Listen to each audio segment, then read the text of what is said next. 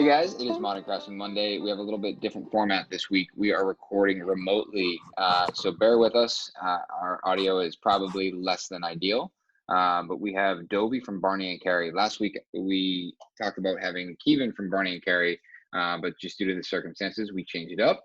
Dovi's actually a good friend of mine. I went to high school with him, but really the big elephant in the room is this COVID-19, and we talk a lot about it and how it's impacting our business and the conflicting. And Tiger King. Yeah, that's the other elephant in the room. Yeah, and the conflicting, whether we should shut down or whether we should work. And bonus, I ask Johnny to role play with me, with him being my wife. John, what's your take on this Corona thing? Because Boston and Dovi, you're in outside of Boston, all day. I've been talking to other builders because no one knows what the hell is going on, and everything keeps changing.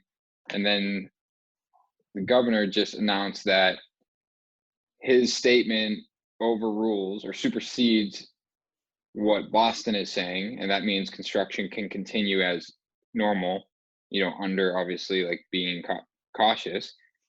But I just called my electrician, and he said the job he was on, the plumber just got threatened to fine. And they ripped the permit up, saying that a renovation doesn't count for essential work. Well, that's crazy. Were you on the phone with everyone all day? How'd that turn out?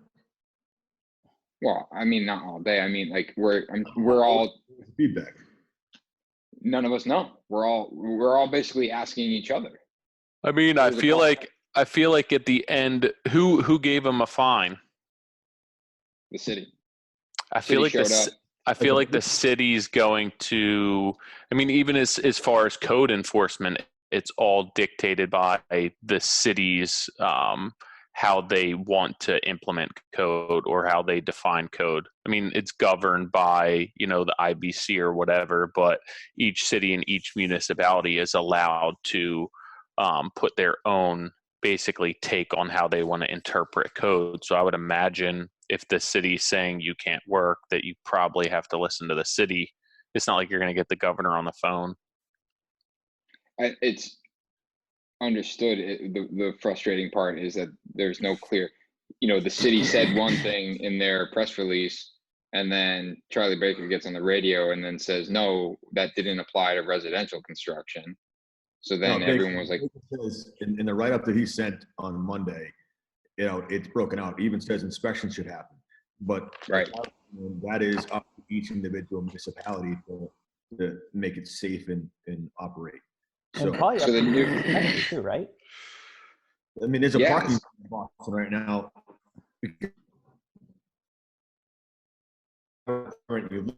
So Benny, who's on the Boston project, you to the commissioner at the building department and file as an essential worker for Boston is what Benny did, so we can keep that job running. Cambridge is different, so Cambridge is up and running and no issues. And then out here we have no issue. So he filed a new order, and the new order provides that all construction projects are to continue operations during the state of emergency, but do so with allowance for social distancing protocols consistent with guidance provided by the Department of Public Health. And it overrules local construction moratoriums like the one Boston. Yeah, so you have to print that out, give it to your workers, and then go rip it up and throw it in his face. I don't know if that's a good move, but I mean, one of the guys from Wellesley, he has them printed and laminated, the actual stuff that I was sending to all my guys highlighted, and they put that all on their dashboard. So that way it's a state thing and you're covered. I have a family member who's down in Florida, and she was called essential workers, and they gave her like a special pass to be able to drive in her car to go to work, so they won't hassle her. I think that, I mean, that will help, but you're also inside people's homes. So there's that entire issue is dealing with, if customers are comfortable having you there, if your employees are comfortable working, which say that you're good to go as far as your work goes and you can work in Boston, you're still going to be banging your head against a wall as far as who can work, what customers will let you in. Everything takes twice as long. I mean, I'm dealing with it here, and we were never shut down here. Yeah, I mean, even like I had the conversation with one of the builders today. It's like, personally, I think we should just be shut down. I think it should just be like, we'll take the 2 weeks shut down. That's what we need as a society. But the argument, he says it's going to be. Agreed. That's the problem. Agreed. Schools. Look at the announcement that came out today. May 4th. So if everybody that's doing this right now and they do this, and plus it's an advisor, it's an advisory, it's not an order. So if you do this in 2 weeks and you think it's going to go away, which it's not, and then they extend this for a month, then what does that do for these people in this industry? Well, that's what I'm getting at is like, yeah, while I think like I would, it's probably safer for me to work from home and like just shut it down and let this pan out.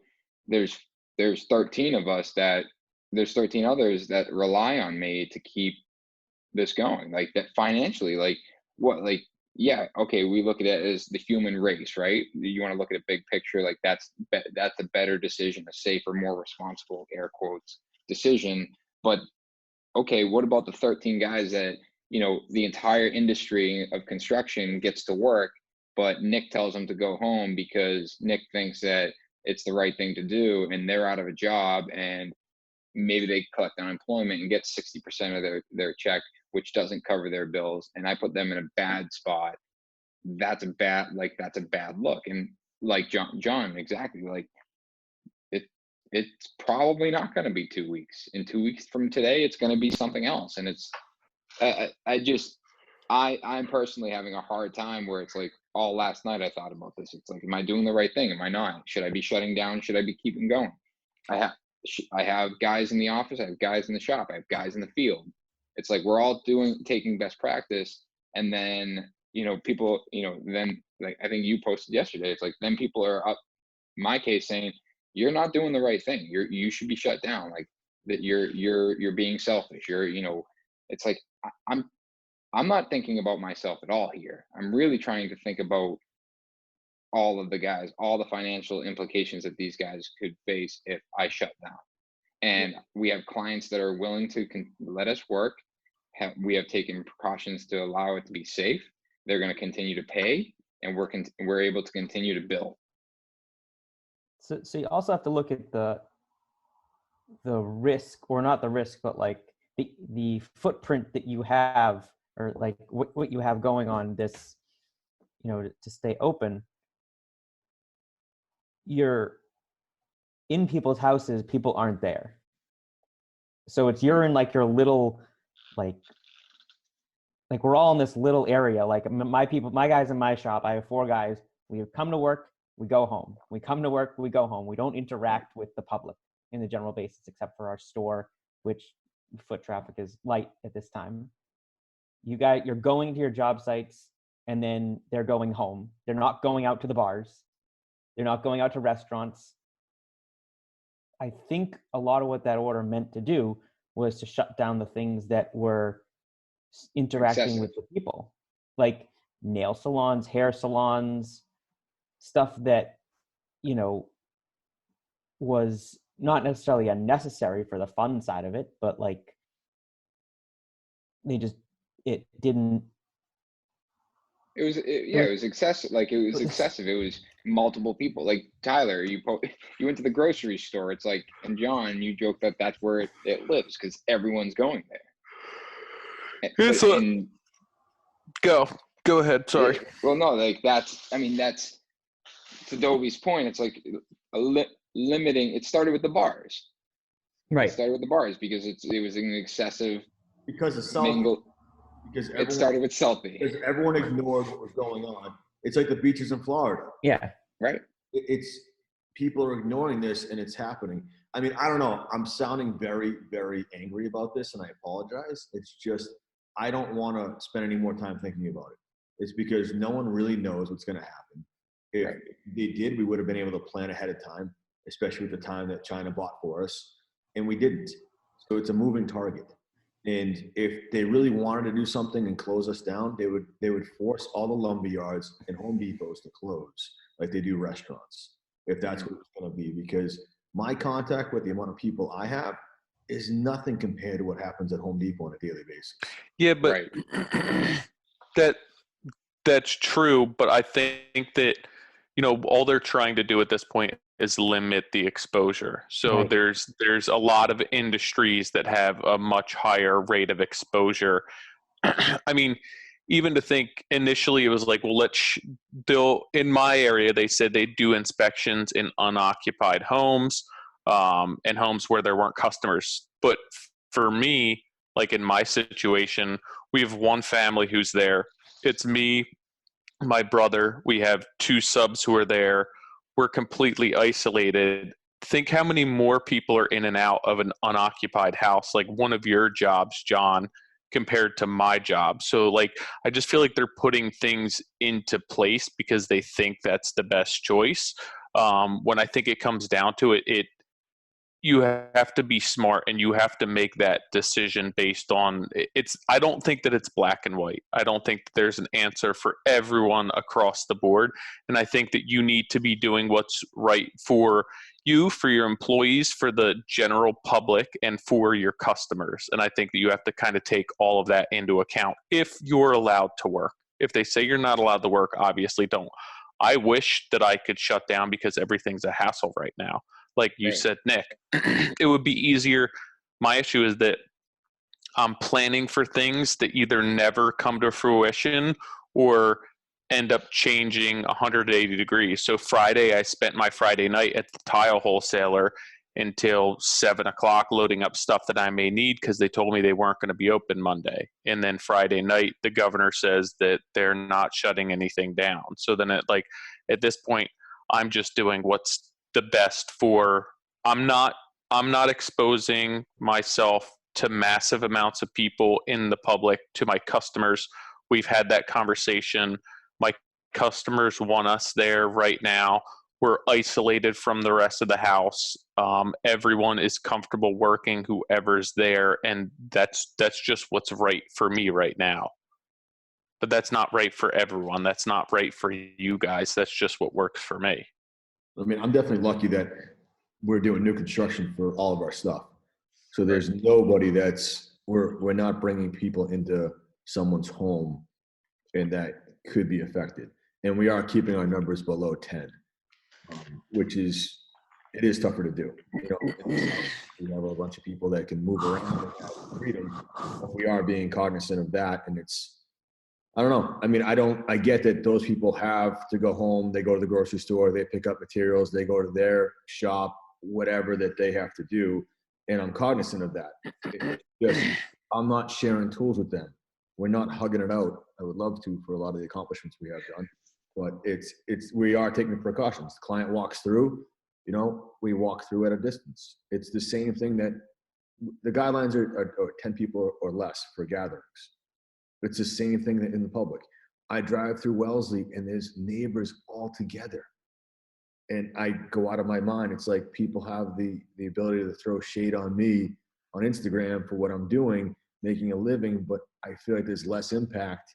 And when I see that Middlesex County has the largest case number out of the state, and I wonder why, because everyone's at the parks. Everyone's together. I watched the kid the other day leave. He was coming back from wherever he came back with a football. I'm like, so you're playing pass with a bunch of other kids with one thing. I'm like, we're not playing pass with anybody here. And again, maybe it is closed-minded or have, blinders on, but, we're doing the best we can. I talked to my painter today and he's like, yeah, so 80% of my crew wants to stay home. I get this. I go, you just realize it's not 2 weeks. This could be months. And I go, furthermore, if I were to advise you on anything, I would start bidding every exterior job you can, because there's going to be a little bit of an aftershock of this, even when it does boil over, that people are not going to want to have people they don't know, don't trust, and can't account for their whereabouts inside their house. Yeah. For stuff like that.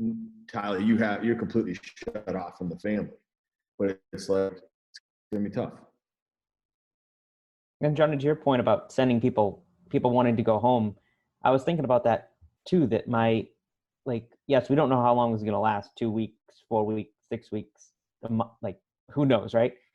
And if you give them 2 weeks off, 2 weeks paid leave, and then afterwards they're on unemployment, now they're covered under the state at a lesser rate, and that's a burden on the state unemployment, and for who knows how long.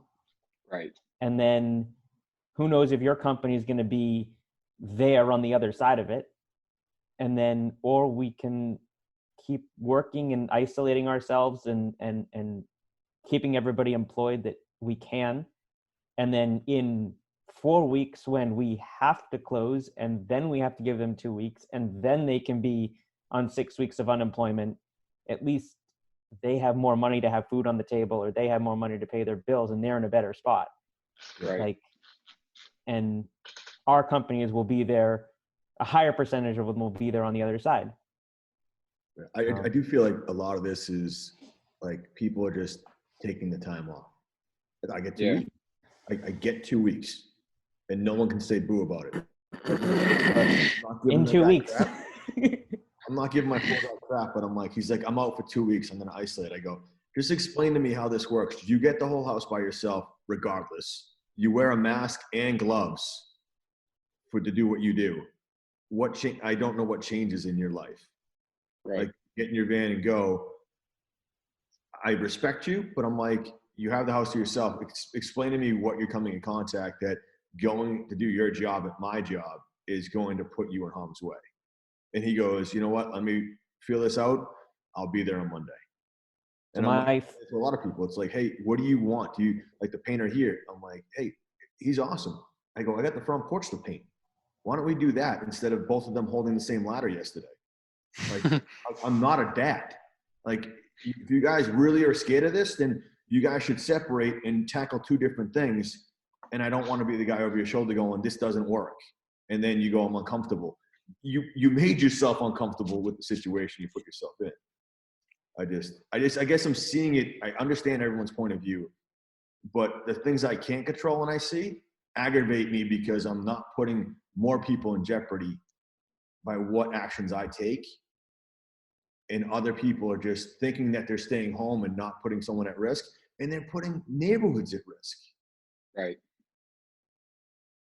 And how long can you isolate in your house for before you have to go outside and go hiking or go walking or go to the grocery store or any of those things? Yeah. I feel like it depends on the level of depression. It could be a while. I mean, it's like when we stay home, it's like, then we just go for a walk. And then it's like, I remember we went for a walk last weekend, and we see people we know, and all of a sudden, like, we're like face to face, and we realize, like, all right, now we're gonna step back and we'll stand 10 feet apart and talk. Do you know what I did when I was home? I spread 34 tons of stone in my driveway. It's like, I'm gonna take the day off. On the other side, is it a smart move to, let's say, give our guys Friday and Monday off? I felt really good about like not going anywhere Sunday and working on my house and wallpapering. Going, all right, I've been in my truck, haven't done anything. I'm like, I'm pretty safe right now. But then like I go to work and I wear gloves to, wherever I go, whatever I do, whatever doorknob I hit hand sanitizer. And then I go home and I'm like, all right, take off my jacket, don't hug the kids, wash my hands, wash my face, and then see my kids. And I know that they're at a lower risk just because of the rates right now. All the age groups are pretty equal. From, 12 and above, they're all 20% Massachusetts, pretty equal for having it. It's below that age. But it's tough. I mean, is that 4-day going to do anything after they found that the virus lasts 17 days on that cruise ship, on, products or surfaces? Like, what is 4 days going to do? What is 2 weeks going to do? Yeah.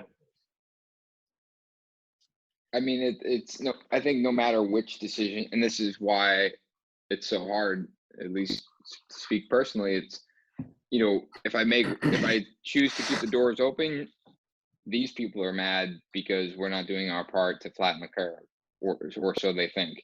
If we shut the doors, then my people are at risk and my company's at risk, and the chances of survival for them individually or financially and the company have now diminished because you know I don't think, like, if we shut down, I don't think my company would fold. It would hurt a lot more than if we work through this.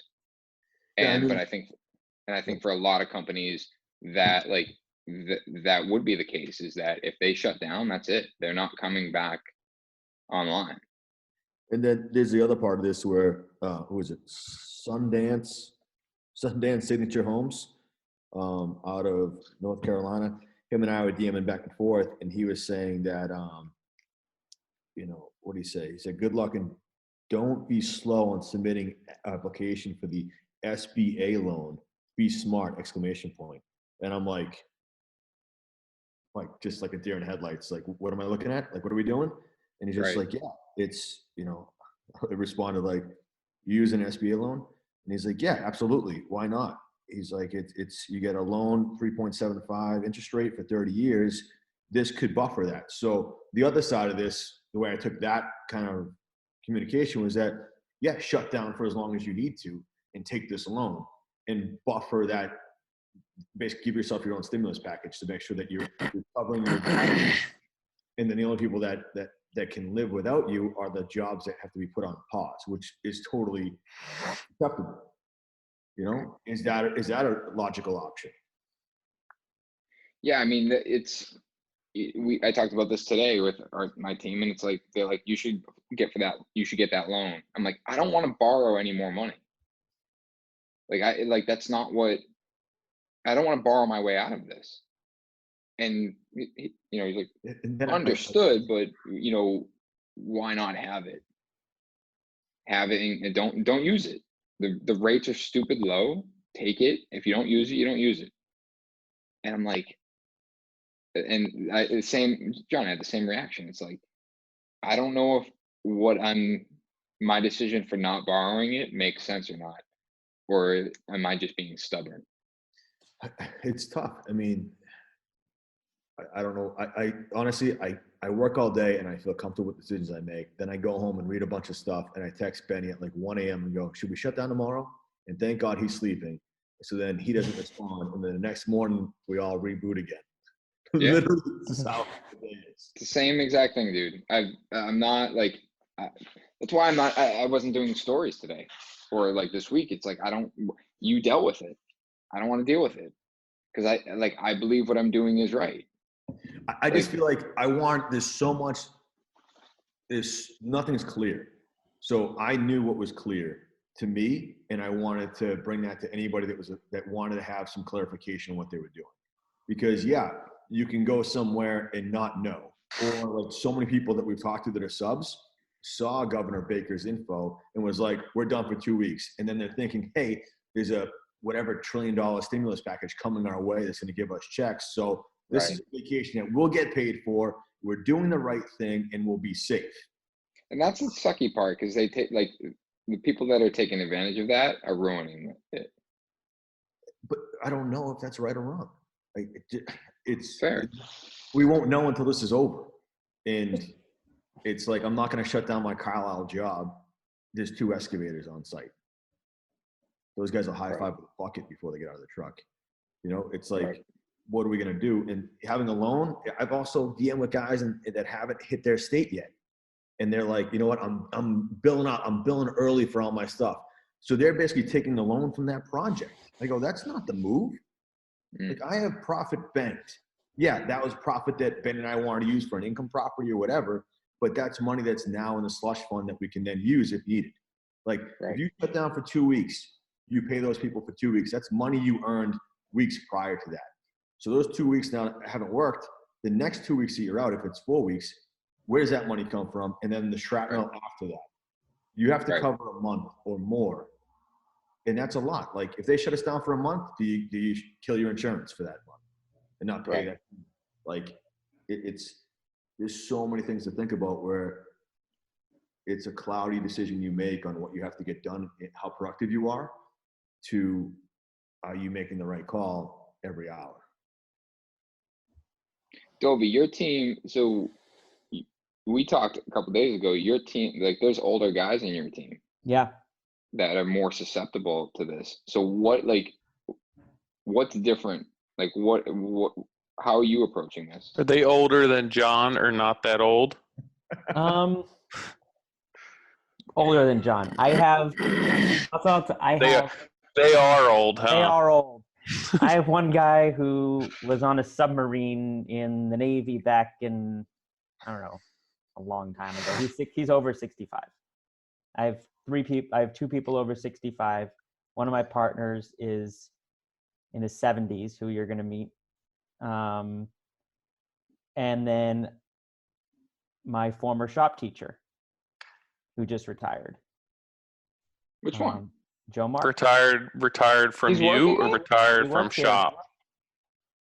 Every Hold morning. on, Tyler. Mr. Mark, I had Mr. Mark. I I know. didn't know he was over there. I gotta come visit now. I know. I keep telling him about you to go check you guys out. It's all his fault. That he retired? No, he was your teacher. Oh.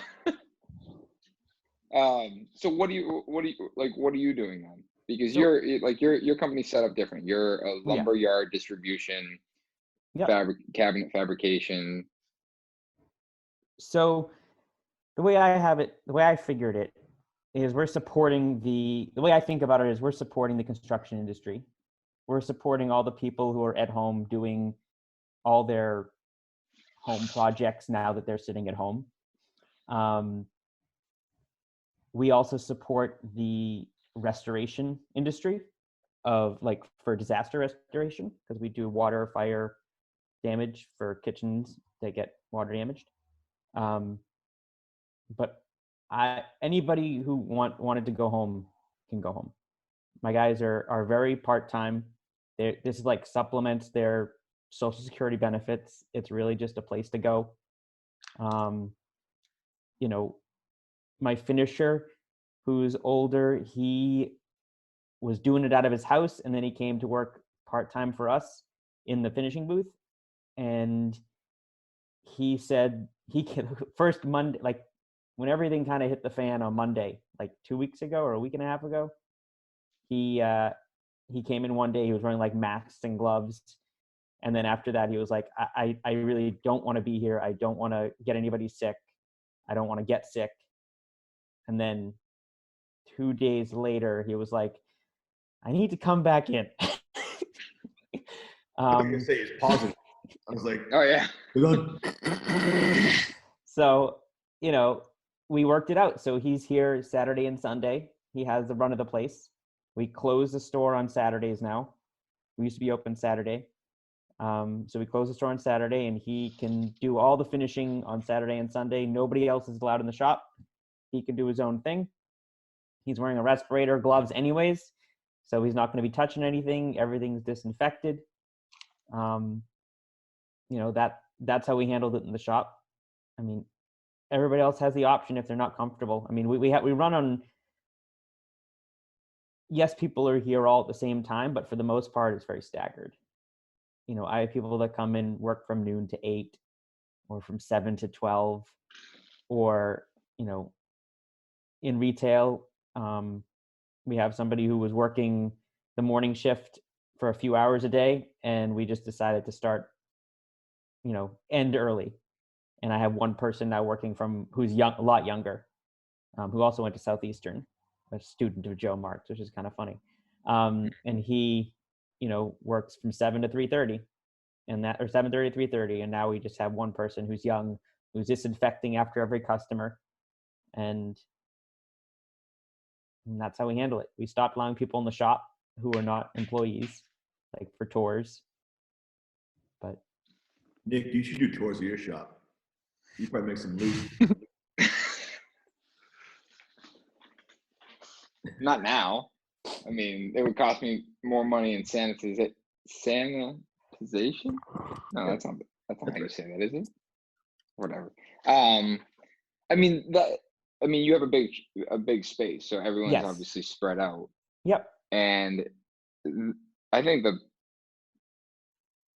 for me, like the sporadic hours, like I don't know how you work with that. Because nobody really relies on each other to get their projects done. Okay. I work the full hours and I work in the shop. I run the Yeah. CNC. I do just about everything else, but everybody self-contains their own projects. Nothing is done on site really. And if it is, it's very sporadic. And it kind of allows us to get a lot done that way with, a few people. And are the older like, what do the older guys feel like? Are they worried about it? No more than the younger guys. No more than the younger guys. The one finisher, yes, he was worried about it and he decided to do something about it. And, I gave him the option. There's no hard feelings at all. I think that's what, like John, you were saying with the painter, it's like it's tough because you have to leave it up to them, like what each person wants to do, what their decisions are. And you kind of have to just respect it, but that's super tough because like we have one of our jobs right now and the client is okay with us working, wants us to work, has separated the space, we're good to go.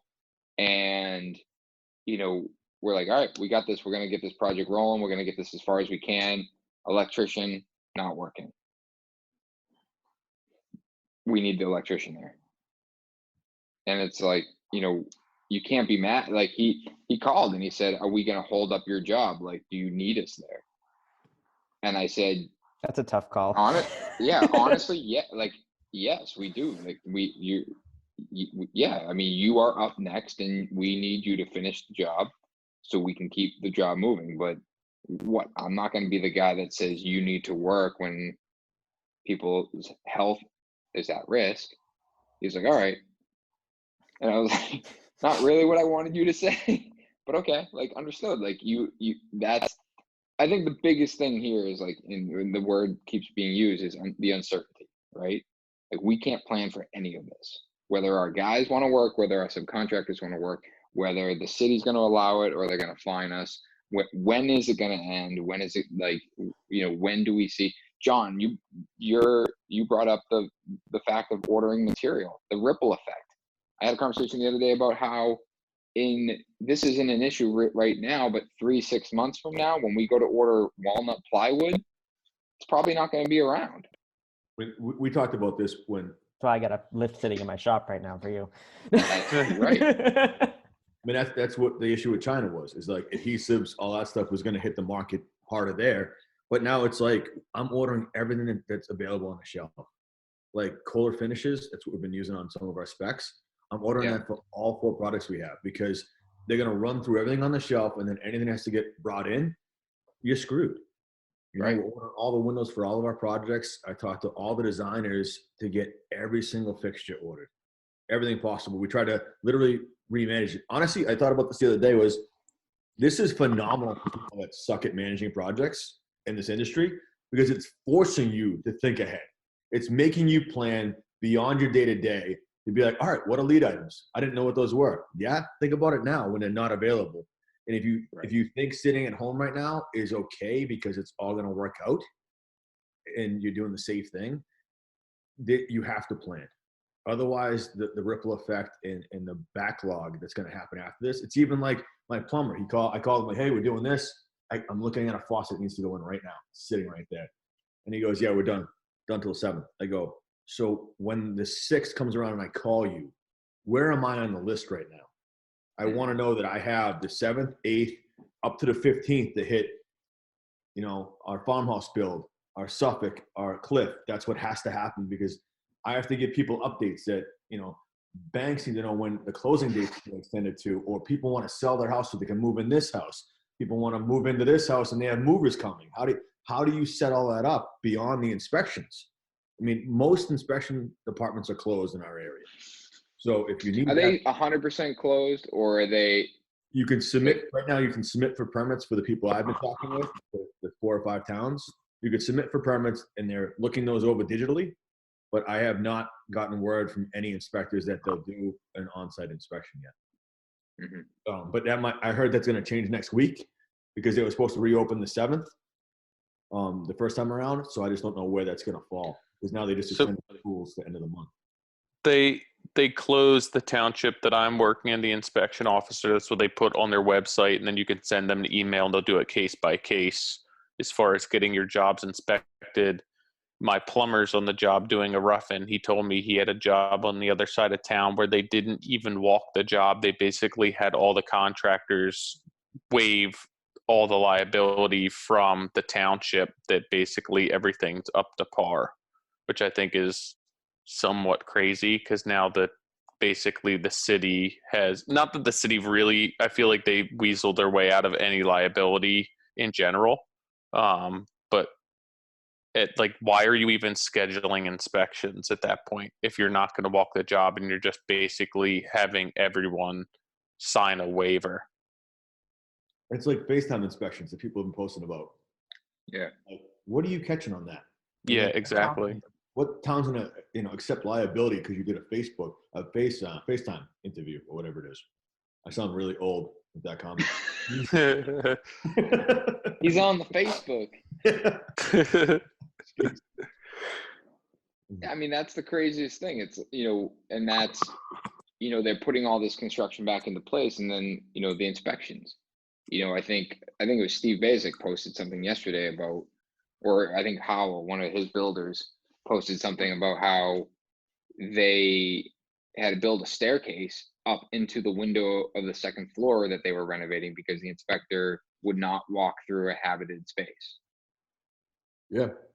I mean, I was talking to an inspector, I was talking to my electrician for the Ben and Jerry's, and he was saying that the town, this is like 2 weeks ago, the town refused to do inspections at the old folks home, any retirement homes, anything like that. They had an inspection scheduled. The town refused to enter the building. That was the first hint of it. You're like, oh boy. Right. I don't know. That's crazy. I think John, I think the ripple effect is the biggest concern.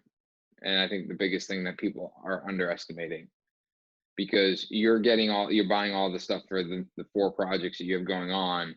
But what about, 5, the 5th, 6th, 7th, 8th project, when that time does come, where now you are dealing with the fact that the shelves are empty.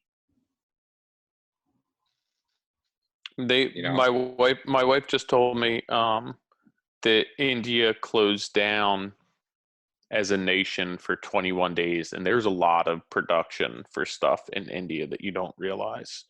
So it's definitely, it's not just us, it's the entire world. Yep. So I think it's not just going to be this initial wave. Like, it's going to be the subsequent waves they're just going to keep kind of pounding. Yeah, like we're doing one in Cohasset. We have the design approved, and she's like, it takes 2 weeks to make the tile sample for the backsplash. Then we need to get it approved. Between that 3-week process, that factory could shut down. It's a 10-week lead time on that. So we have to basically write it into all of our projects just so clients are aware that we're doing everything we can. We can't forecast this. Like, you don't know. Like today, I asked John, I was like, where's Kohler headquarters? Just so I'm aware. Where's the manufacturing? Is that town shut down right now? Because we need to, that becomes more of a priority for us to get that stuff moving. This stuff like that. But making sure a client, you're communicating that way they're not just going, you never brought this to my attention, because they will. They approved it, and then you walk in at the finished product and there's no backsplash, and they go, why is that? It's like, because of the Corona thing, right? Every GC is going to use this as an excuse. And it's just, I don't know what's going to happen, because your bill's still going to come in for the insurance. The bills are still going to come in for your mortgage. Like, they're not going to stop those. Like, I'm sorry. Knows what to do. I know, and I think that's what I mean by underestimating it. It's, we're dealing with, I'm saying in industry, we're dealing with the struggle now, but 3-6 months from now, when we go to order plywood and it's not available, but our job, then we can't bill for that job. Mm-hmm. Right. Your production's dead. Right. Production, like, So you got to know that's where your plywood's coming from. Yeah. I mean, that's half of it. It doesn't even matter. Domestically made, great. The glue, yeah, that's not made here. That's made in China. And it's, what I'm going to research, like it's all, there's this trickle effect that, and it's because we talked about it. It's all of these things. It's like, yeah, Kohler manufacturers in the US, right? Great. But their parts are, but the little valve inside, yeah, that's made in Italy. They assemble in the US. Right. It's like, I don't know, like I'm making it up, but that's where this trickle effect's going to come into play. And then it becomes this issue where that's where I think we're going to have the hardest time adapting to is the future of when we recover from this, from a health standpoint, and then everyone tries to get back to work and getting caught up. I asked my wife about school. John, they're out of school until May 4th. So what realistically for the year? Let's be honest. Yeah, exactly. Right. So they're not going back to school. So I was like, man, what is, like, does that mean they repeat the year? That's what I said, yeah. And she said, no. I'm like, do they do summer school? Nope. I'm like, well, they might. Natick's talking about that now. And then, like, how about if you're a senior in college and you missed your spring sports? So they granted everyone that missed the talent of the winter sports and spring a 5th year of eligibility. Whoever that is going to be a stud. 5th year. No classes. What up? But that, like, and she's like, no, they're gonna put kids into the next grade, and they're gonna move faster.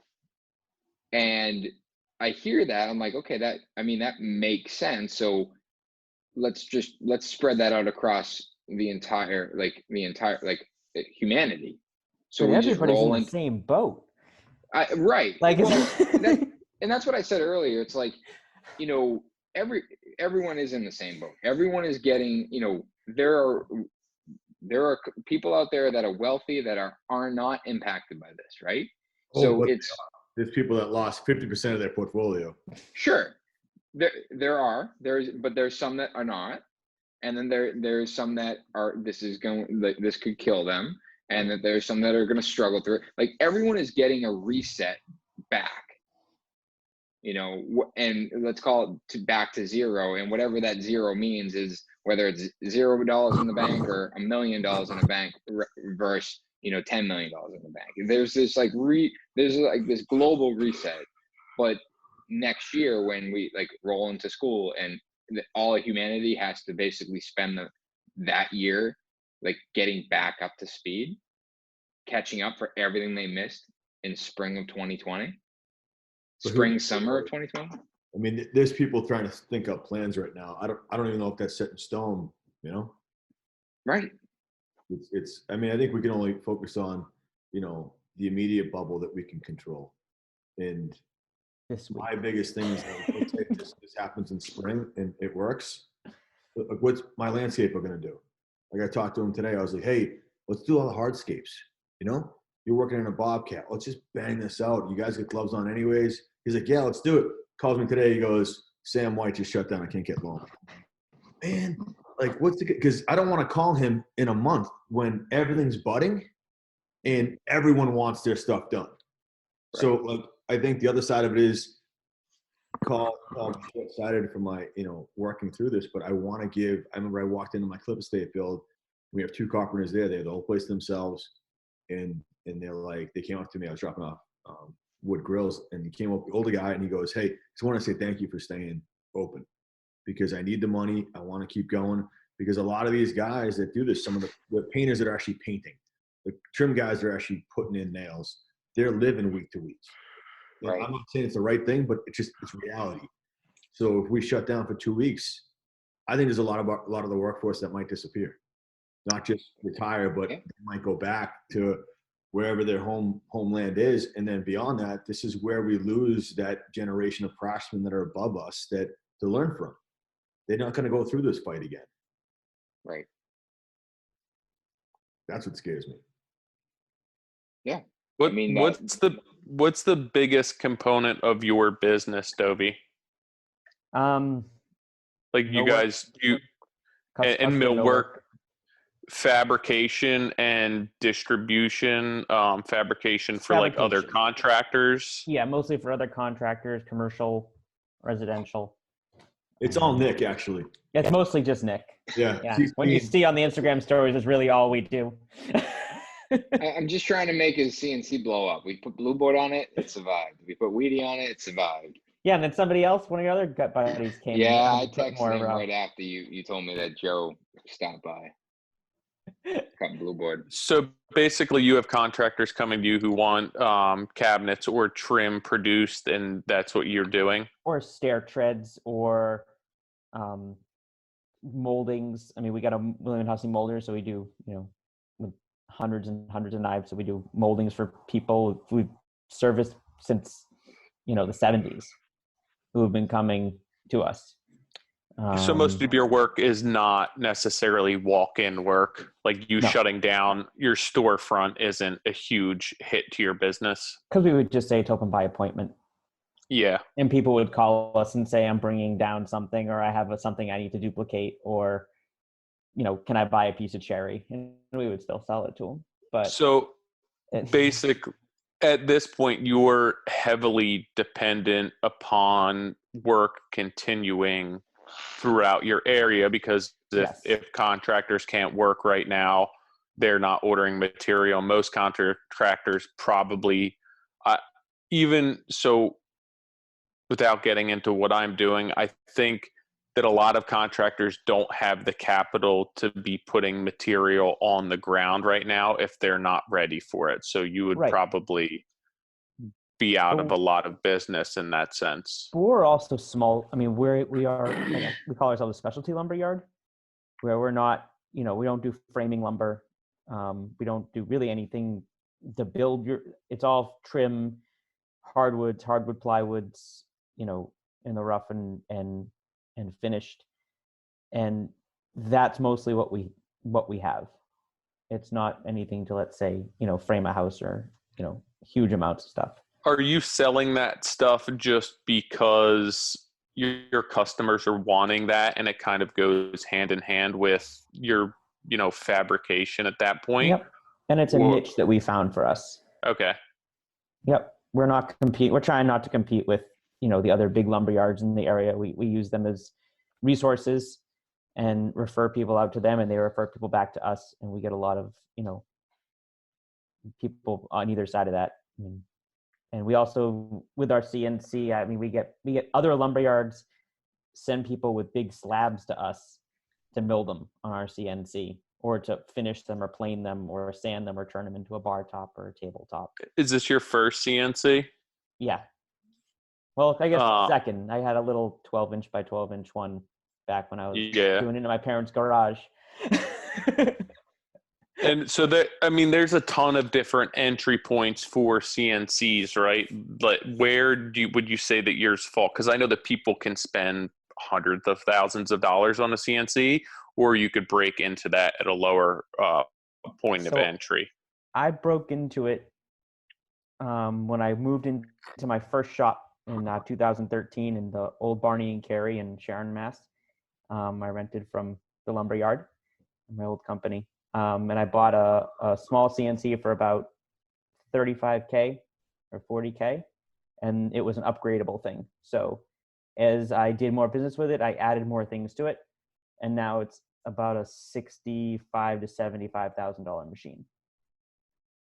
So you bought it knowing that basically this was where you would start. This is going to be the benchmark for it, and you can add to it as. Yep. That's smart. And it's all like made in the U.S. And, it was custom made for us with the idea of what we wanted to upgrade for it. And I'm surprised Nick doesn't have like 3. Well, see, all right. This is what I talk to Dovi about all the time, right? I think the CNC world is super interesting, and we obviously use it for a lot of interesting things, right? But how often, like, if you're there 8 hours a day, Mm-hmm. all right, easier question. How often is it not running? It's a lot of hours. A lot of hours it's A lot not. of hours is not running. I would say it's only running when I'm there, and I Okay. work 10 to 12 hours a day. Yeah. But a lot of the times when I'm there, it's not running either. It really depends on what we have going on. And it was running earlier. I had somebody shut it off. But if you were to average out a week, right? How many hours a Mhm. week do you think it runs? 30. That's nearly a full-time job. Yeah. Well, because Tyler, to give you context, I think Dovi should focus on the CNC side, where it's like, yeah, I could buy a CNC and do what Dovi's doing in-house, but I also look at companies like Cutlass over in the UK, which all they do is CNC and edge band, and they produce knockdown parts. And when me and when we opened the cabinet shop here, I knew Dovi had the CNC. We've worked together for years, but I said I want to build a catalog of parts. So when we're fabricating cabinetry, you understand what this nomenclature means. Like, we're going to build codes, and when you get that list of codes, it's like, oh, I know what that is. For the most part, like, obviously there's times where it's custom. Every But time. every time it's custom. We have a catalog of We have a catalog of parts that we only use each part once. But it's got the correct nomenclature. Yeah, exactly. But it had we've worked together. It's like, okay, this is how the blind rabbit works. Yep. This is where our shelf pin holes start and end. Yep. This is, we also want to use that for the hinge plate, which I know we don't use anymore. This is what it means when we, there's all these things that we've developed, like these, normal practices in CNC, where it's like, that's a marketable product by itself. Absolutely. And I look at that as like that. If I had a shop and I decided, Dovi, like, you're a great friend, but I'm going to buy a CNC now, I would buy two, and I would just have one running all day producing parts. I don't know why. That's just, I look at, because, $65,000 machine, you've had it since 2012, 13. Yeah. 13. I mean, 7 years, that thing's paid for itself multiple times. Paid for itself in the first year. I mean, right. It was. So it's like, at this point, it's, how do you just create like this, how do you just continue to create this like income off a machine that can just run, and you streamline it?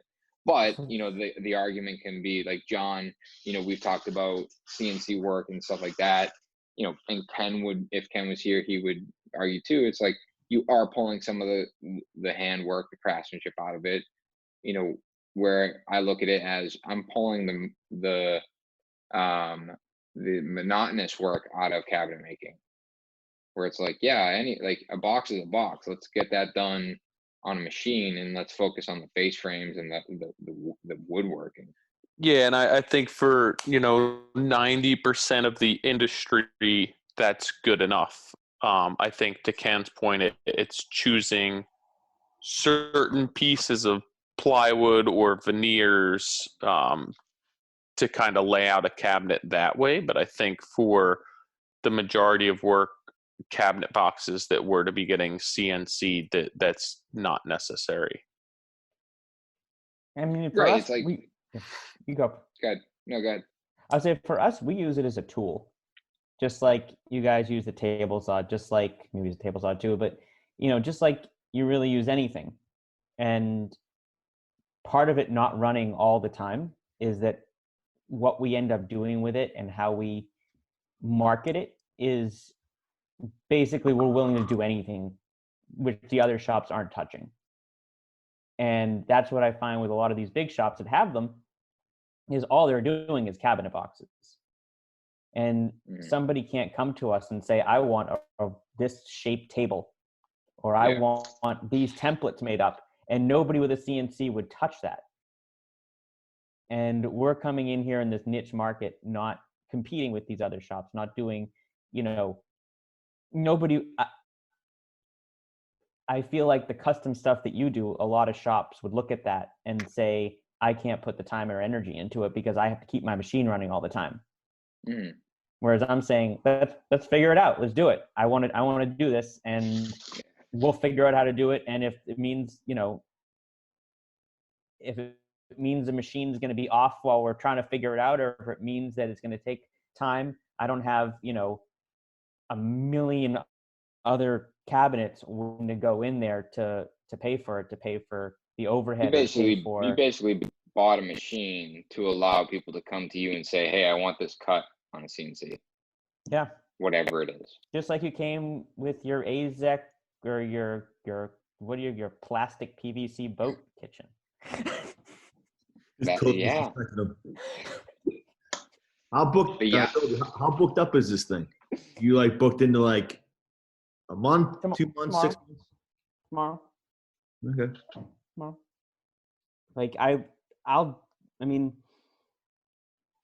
It works so quickly, and it doesn't take much to run anything, that we can basically have your parts the same or next day. And that's what I like to do. That's what I like to do for the people who come to us, is that we will have, when Ken's ready to make a kitchen, he's not sitting there a month before he needs those cabinets.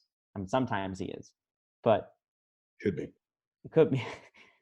But he's like, oh shit, I need to have these cabinets in the shop tomorrow, so everybody can put a face frame on them and assemble them. And that's how I look at you guys needing them. John's whether or not you need them. He's like, that's bad management. No, I mean, dude, I said that in my head going, what would people listen here? And always got his stuff together. No, it's not the case. I'm looking around right now, looking at stuff. I took a picture of this light that's wrong. I'm not on top of my game. There's a lot of things that happen in a day, but when you get down to a system and a routine, maybe he only needs to hit you up. They'll be 2 weeks up, or 24 hours. And he knows that too. And that's there, Yeah. I mean, even if a contractor needs to be getting a hold of him a month before, they're probably getting a hold of you 2 weeks before they need them, because sometimes you don't call your countertop template guys, 6 weeks to come and do a template that you don't need your countertops installed for, however long. It's when you need somebody, you need somebody. Brennan's stuff to get a hold of. I know. I mean, you're catering to every contractor's shortcoming, which is not having stuff in place before it's supposed to be in place. Yep. And you're also dealing with, when someone, I'll just fabricate that in house, and it gets to a point where it's like, you know what, I don't have the time. I'm just gonna send this to Dovi. That's how it started with us. Is that? And that's how it continues. Not with you. I'm saying with other people. Not with you. With other people. Nick's got Ken breaking down cabinet boxes now, keeping him busy. Yep. Ordering that CNC. You got him a handsaw. No, I mean, what is your, so we didn't really introduce you or your upbringing, but you're in a lot. You talk about Barney and Carey, and how it's been around since 1970. And, you talk about your partners and how you originally started at that shop. You're also into volumes. You're an avid rock climber. Mm-hmm. You've been begging me to go, and I have not. Well, now the gym's closed, so you don't have to go. I know. You know what? It's funny. I drove by the other day. I'm like, I should hit up Dovi. I'm like, probably not open. Probably one of the first. I do that on purpose. Yeah. Hey, dude, I'll go tomorrow. Yeah. All the gyms are closed. I got gloves. Yeah. But you opened another company called Rockstar Volume. So yes. I could explain it, but why don't you? So that company, it's all under, everything is under the umbrella of Barney and Carey. I can back up even more. where I started my own company while I was in high school, selling pens, hand-turning pens in my bedroom. Lived at home. I worked on my parents' garage for like 7 or 8 years. Then decided to move my whole shop. Hold on. So just for some context, I went to high school with Dovi.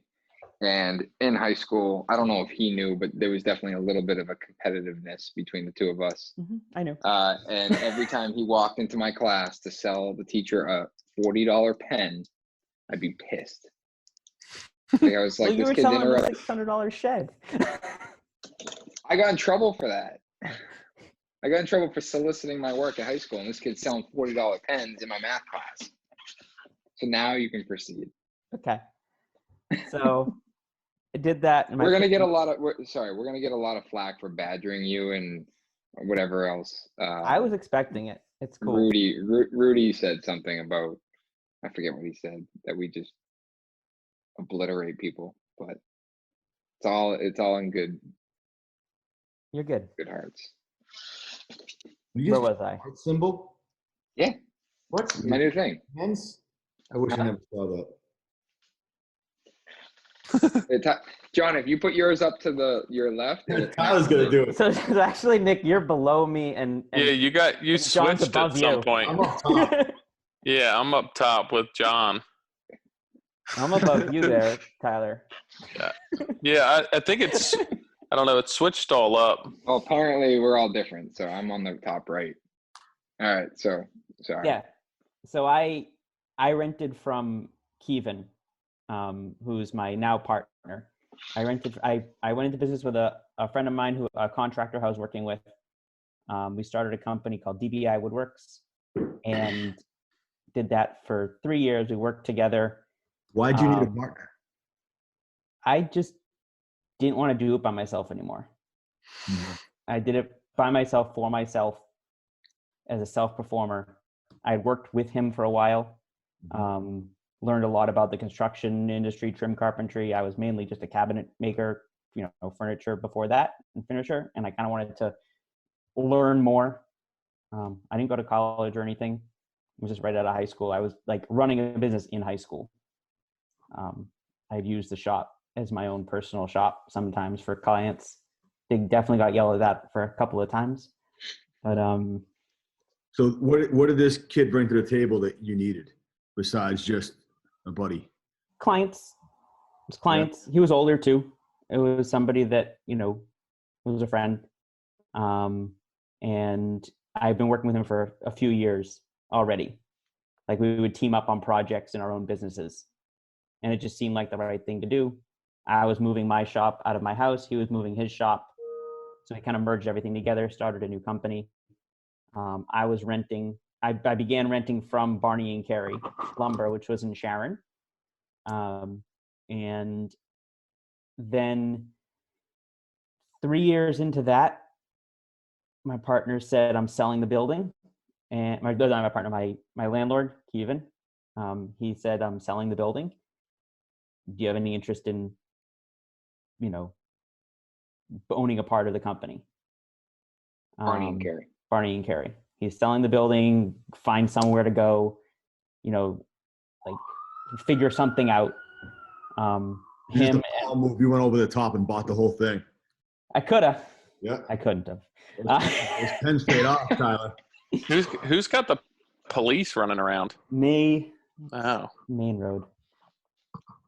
I think, but John just touched on an interesting point, and I never thought to ask that. I think talking about the partnership and the reasons really why you did form that or even consider it, because that's a big consideration to skim over. And I think a lot of people are come to that position in their career, probably similar to why you did, right? You looked at it as an opportunity to expand your clientele, your knowledge base, your clientele base, your workload. What were some of those conversations? Was it a mutual conversation? Who started the conversation? I think if you can dig into that as much as you're I think the way that it was working, and the way we had worked together, on a lot of these projects lent itself to, I was basically running the business side of things because that's what I really enjoyed doing. He would run the shop and job site applications and job site stuff because we were doing, home renovations, and all sorts of stuff. But he had the, contractor's license. I didn't. And it just seemed like the right thing to do at the time. It makes more sense. I mean, it always made sense, but when you break it down that way, it almost weaves very well to what you guys both want, because I think people debate that. A, they think it'd be way easier to have a partner, or B, like how do you navigate somebody, and someone always says to you, you don't want to have someone who has the same traits as you, because right. It defeats the purpose. But I think a lot of people get into that and in 2 years don't really realize someone's not pulling their weight.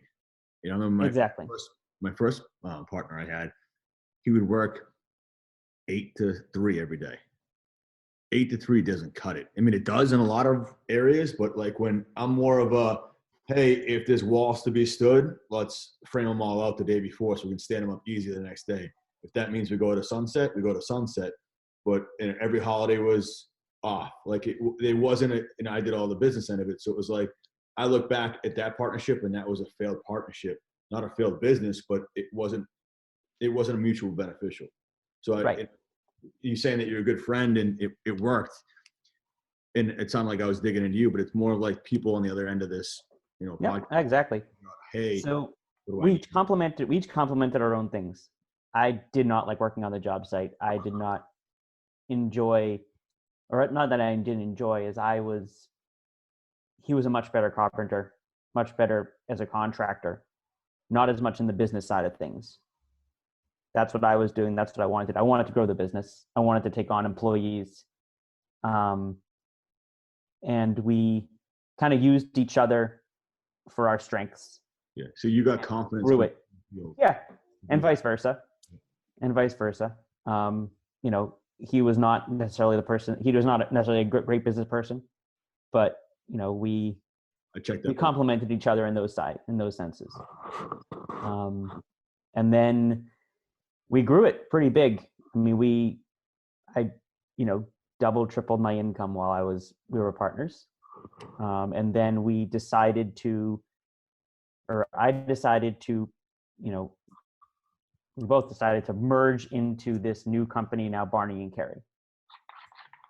Which I know it sounds like I'm just glazing over a bunch of stuff, but there was a whole thing where the building but that same thing. It's like now you're renting a shop from Barney and Carey. Yep.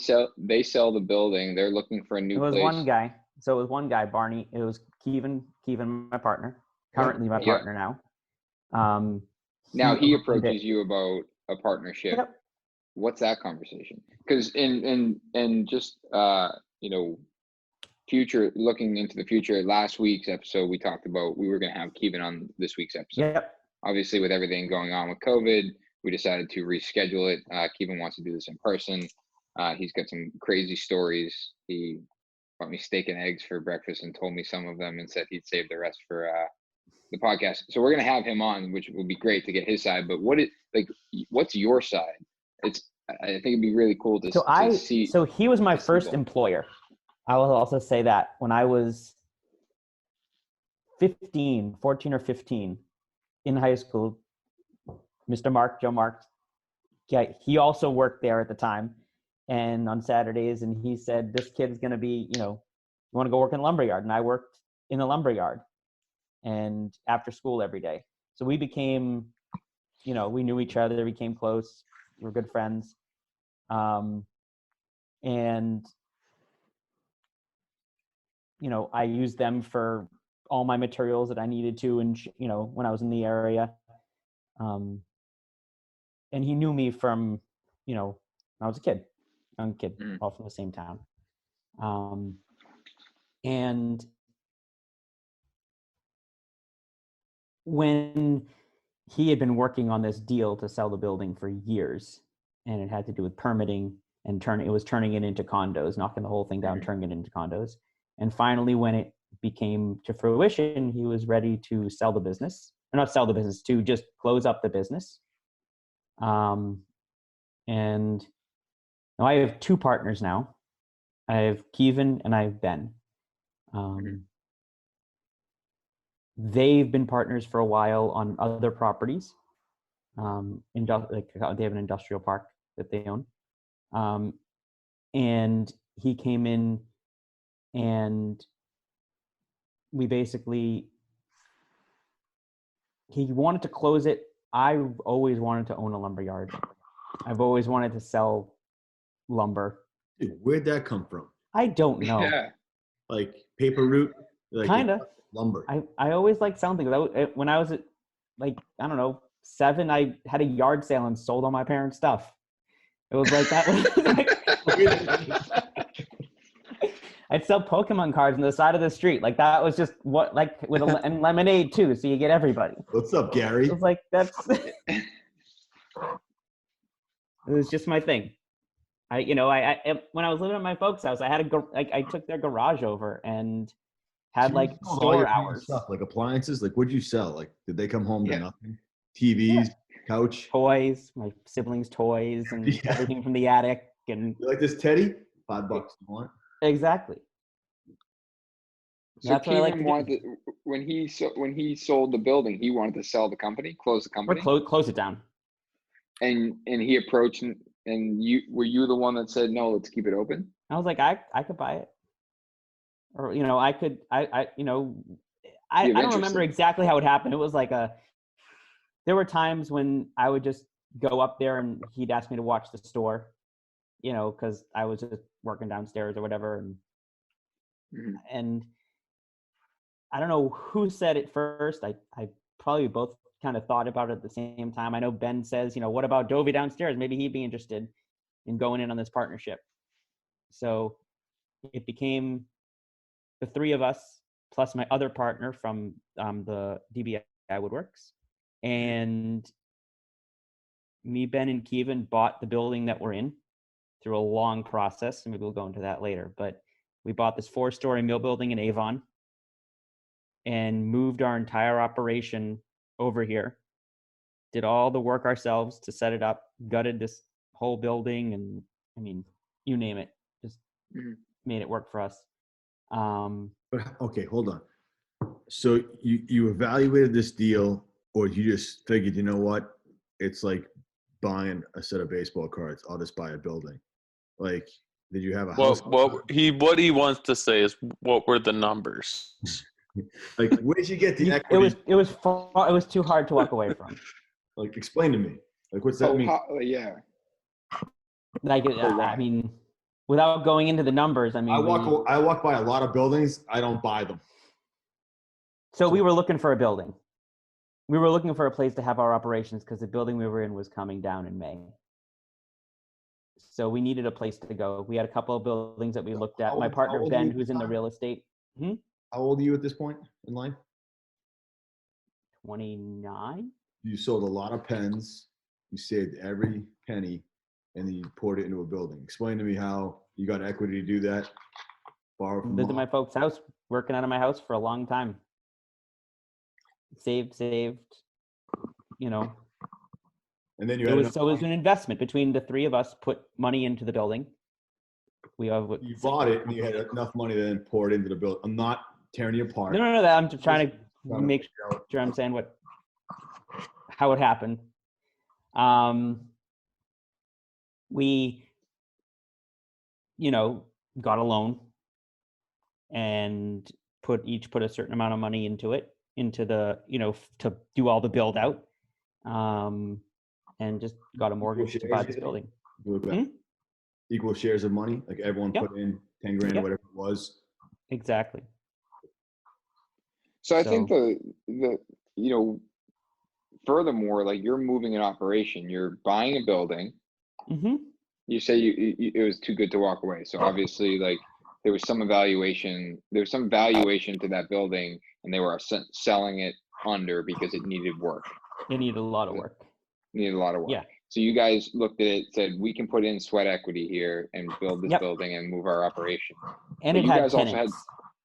Oh, there you go. And it had tenants. So that works in your favor. Yes. So your space now you're renovating it. So you've shut down your company. You're renovating a Operated through the building. whole thing. We operated a shop in Sharon while we renovated until we were able to bring tools over. And then as we got things set up and the electrical all set up, there was maybe a week we didn't have power, but we were running off temporary extension cords for a lot of stuff. The CNC went down 1 week and was up the next week running. So you lost a week of production. Yeah. And employed all my people to either do the build out or work on customer projects, depending on what we had going on. And we had, part of the investment was that, we each valued our companies at a certain amount, and the rest was made up in cash. All right. So that's a great question, because how did you find out what the valuation of your company was? We counted every nut and bolt and every stick of wood. And so it was based on assets. Yeah, all based on assets and inventory. And inventory. So it was what you had on hand, what the cash value of that was. Correct. Was how you valued your company. So you didn't bring it, because we had a John, I forget who it was. We had someone else that bought the company off his father, and they brought in a third party that valued the company at a certain amount. Correct. Yeah. We talk about construction companies and how hard they are to value. I think it was like valued at $100,000. It's not right. And it's like, man, it's not a lot of money. Like you would think, like, you spent your whole life building this company, and then someone says, yeah, company's worth $100,000. It's like, how do you put more value into a construction company? How do you retire on $100,000? Right. It's what it's worth when you sell it. It's what it's worth to the person buying it. I mean, right. And that, this is, I'm asking a separate question here. It's like, we talk about this all the time. How do you create more value in a construction company? Is it a maintenance program? Is it client retention beyond the build? Is it, all of these other things that lead to, creating more value, that when someone looks at your company and says, oh, you don't just build homes, but you also have a shelf of every client you've worked for, and you still maintain those. Like, that's $5,000 every binder hanging up on the wall. But yeah, I don't know. I don't know how you value that. But no, I know. I didn't know if it was more complex than just counting every nut and bolt. That's how we did it. Yeah. I'm sure there's different formats and formulas. Yeah. That's what we agreed on. That's what we thought it would work. And, there were projects that were in process that, there was a point where they switched over to the new company. And I ran all the, I was basically running DBI Woodworks, my former company. And now I'm in the same boat running this one. So what's the plan? Because you've switched into Barney and Carey. Yep. What's, now you own a lumber yard. You're dreaming. Now I own a lumber yard. I have two partners. My former partner, he moved on from the company a couple years ago. I ended up buying him out. And so it's now the three of us owning a business that owns a building, and the three of us that own the business as the lumber yard and woodworking shop. And what's the goal? Like, what's the goal with the company to grow? Because Kevin, he was ready to be out. Yep. So and now he's back in it. Yeah, it's invigorating. It's putting new blood into the company. It's putting a younger face. We have younger people and older people. So the younger people are learning from the older people, which is awesome. And kind of, he had this. He used to not to knock him, because this is he's great, but like, he used to put a back at 2 sign when he went out for coffee at noon. Well played, sir. And it was like 2:30 when you'd come up looking for something, and like, hey, come on. It says back at 2. So I'm passionate about work, about helping the industry, about providing for the industry, about getting people what they want when they want it, and kind of working at the same pace of the way the world is working right now, which is, I guess, what it was working before. Sure. You know, if you need cabinets today, we'll get you cabinets today. If you need true fig panels the same day, then, or not, you know, whatever, they will get them the same day. It's like, that's how I like to run the company. You basically want it when you ask for it. How do you And plan for That's that? this entire world. yeah, But John, like you talk about all the time. Like, how do you plan for that? small scale. I think it's small scale. Yeah. I think it's staying small and not going above. I mean, because when we get something that is way too big, it takes forever. But obviously at that point is when we tend to hire and bring in more people, or ask our people to work more hours. I mean, a lot of my guys are part-timers in the sense where they have other things that they like to do other than work in our shop. Mm-hmm. Not necessarily because it's a second job for them, but because, you know, that's just, they want to learn, they want to be there, they like the shop environment, or they're retired and, you know, they want a flexible option. Have you had jobs that were larger than you thought you should have taken on that you brought in extra help for? Yes.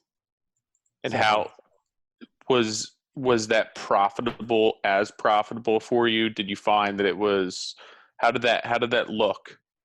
it was incredibly profitable. I mean, most of these projects, when I bring in more people, it's just to get things done faster.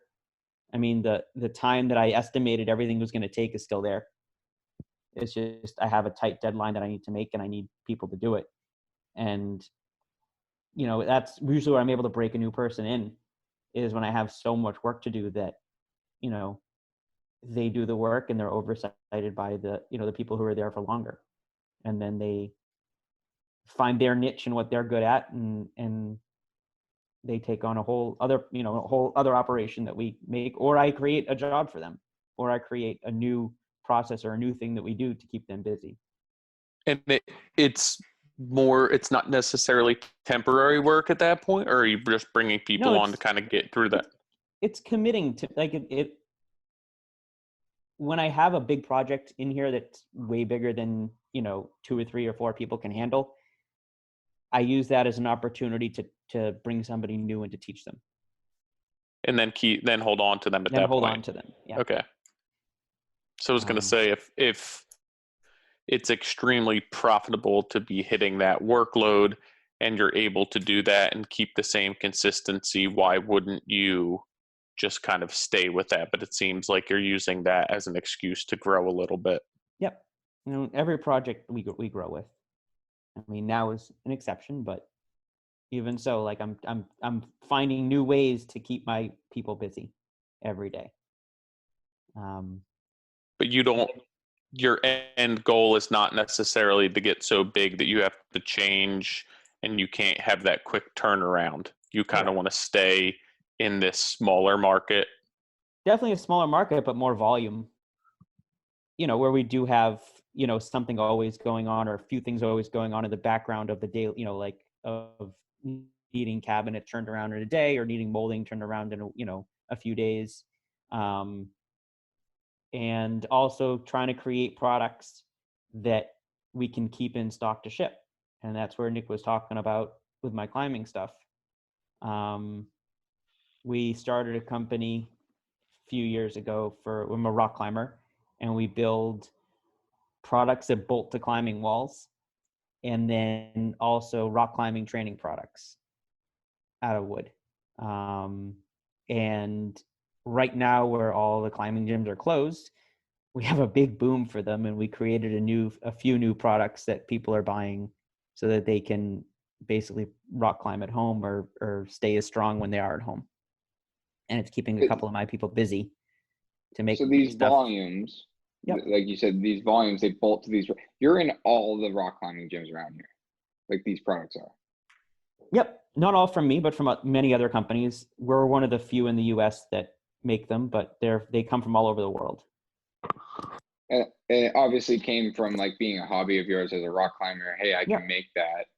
The point that you make about building products that you can keep in stock and ship, and being a resource for building parts and stuff like that, is that, I think going back to my question, is that what you would want to focus on, is like being that resource, but marketing towards that, like, hey, you know, we built, you know, we're a product manufacturing company at that point. I mean, it's all diversification. It's when one thing's quick, then you know, some things will take a back seat, and you focus on what you need to do in the moment. And right now, where we're not doing as much lumber sales, or we're not doing as much cabinetry, the rock climbing thing for the home use is taking off, and it's also at the same time invigorating me to like push harder in that market, because there's something there for us. And I mean, really all I care about is keeping my people busy and keeping some money coming in. Growing is not where my head's at. It's about keeping everybody busy. What's your marketing for the rock climbing? How are you marketing that? Instagram, Facebook. We have a website. It's rockstarvolumes.com. Is that what they're called? Volumes? I didn't know what the heck you guys were talking about. But the other thing we just made is hangboards, and then we have a knocked together couch frame for a what's called a crash pad, which people use to fall on when they climb outside. And they usually they're these big mats that fold in half, and they sit in your living room or in your garage. And we made a slot together wood frame that fits almost every type of couch, every type of pad that people can then sit on in their living room or at the campfire, or people who live in their vans can go out and sit in their front porch or whatever you want to call it. Dude, you're a model. I'm on your website. Yeah. I was the only one at work that day.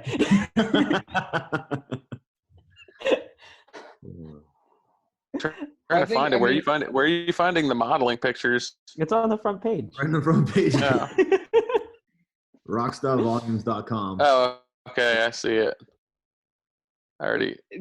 The knockdown stuff is always been interesting, because that's what, you know, when you had the shop in Sharon, I remember that was huge. Like your office was filled with them. You had these knockdown coffee tables with TVs in them. You had like knockdown seats. And I think hearing you say diversification and John's reaction to it, you know, has me thinking, it's like it's just a different approach than how I approach things, where I'm like growth mode and like want to focus on, like, I love focusing on kind of like one thing. But seeing like now you've been able to do that because the economy. Like, why wouldn't you focus on growth mode? That's even fed. It's like a dog that wants to, if you put a bunch of food in front of it, it's just going to eat it all. I know. And now I would combat that. I don't think it was because of the economy. I think it's because it's what I genuinely wanted to do. I was successful at it because of the economy. How's it working today? It's fine right now. It is. I mean, diversification. I nodded at that because it's. I'm not saying it's a bad move. I think it's a really good move, and it makes a lot of sense now outside looking in, where it's like all I've thought is like how, you know, if I was in your position, my mindset would be like, I'd make that CNC work 80 hours a week. But it's like, oh, now I understand. It's a sense of, no, I don't want the CNC to work 80 hours a week, because it doesn't. That's not. There's not a demand for it. I'm moving my direction based on where the demand is. I think you can do both. I mean, I came out hard on you, but I think there's, you know, equally going after growth if you want it, and taking advantage of certain areas is definitely key, you know, but also knowing that, hey, it may not always be this good, you know, right? Like doing specs isn't going to be what, you know, makes me a ton of money, but I like doing that. And then having the custom stuff and then doing a little bit of commercial, I want to be able to dabble in both, and I bring value to each, you know, sector.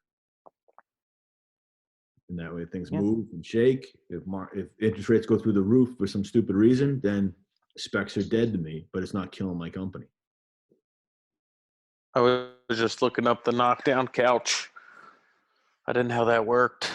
How about the volumes, dude? The cheapest one there is like $112, whatever it is. Everything else is like $200. And that was something I designed and made basically to support the industry because I thought there was a void there. I also wanted my stuff in the gyms, and also just stuff for the CNC to do. Just, you know, if work's a hair slow, let's make some of these and keep them in stock. Right. Dude, we got to talk. I'm doing a rock climbing wall for one of my clients in the garage, 14 feet. A little belay for one of the kids. So yeah, we'll talk. We'll get some product in there. I mean, I could build climbing walls too, but you take the liability of that. Right now, I have the 10-year-old's designing it with me. So it's kind of his project, his thing. We have a budget set with the parents, and that's kind of how we're shaking it out. These are all made out of wood?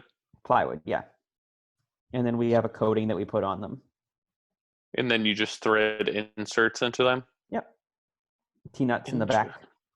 He used to drive his truck over them to show how strong they were. Yeah, he drove a forklift over it.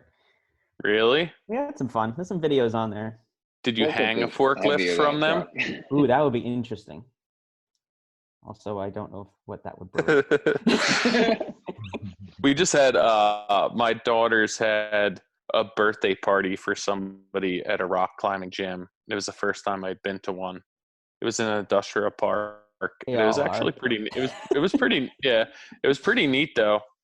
Yeah, it's a fun hobby and a passion of mine. I mean, that's kind of where I like to go to clear my head.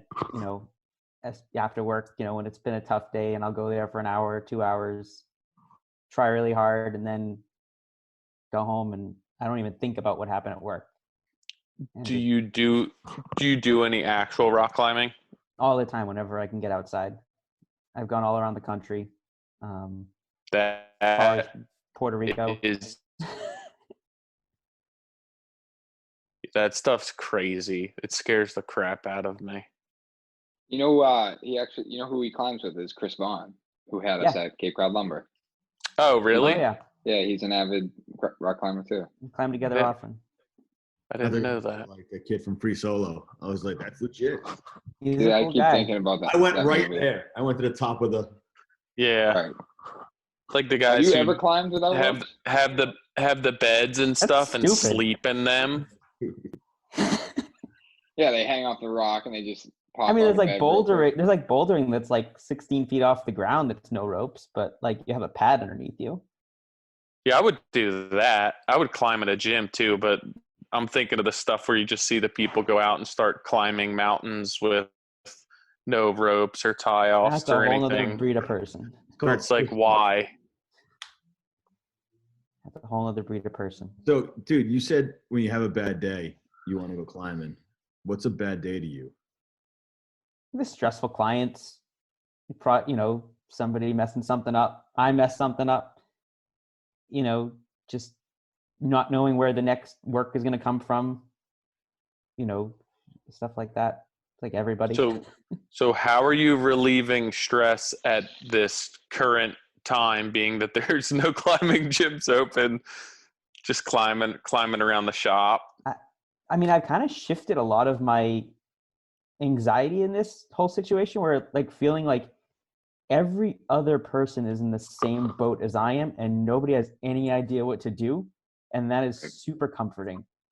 Yeah, that's been huge for me too, because my daily anxieties of and that's a reason why I don't grow my company. Is there enough work around the corner? Am I doing things correctly? Am I structured correctly? Can I sustain what I'm doing? That's always a worry for me.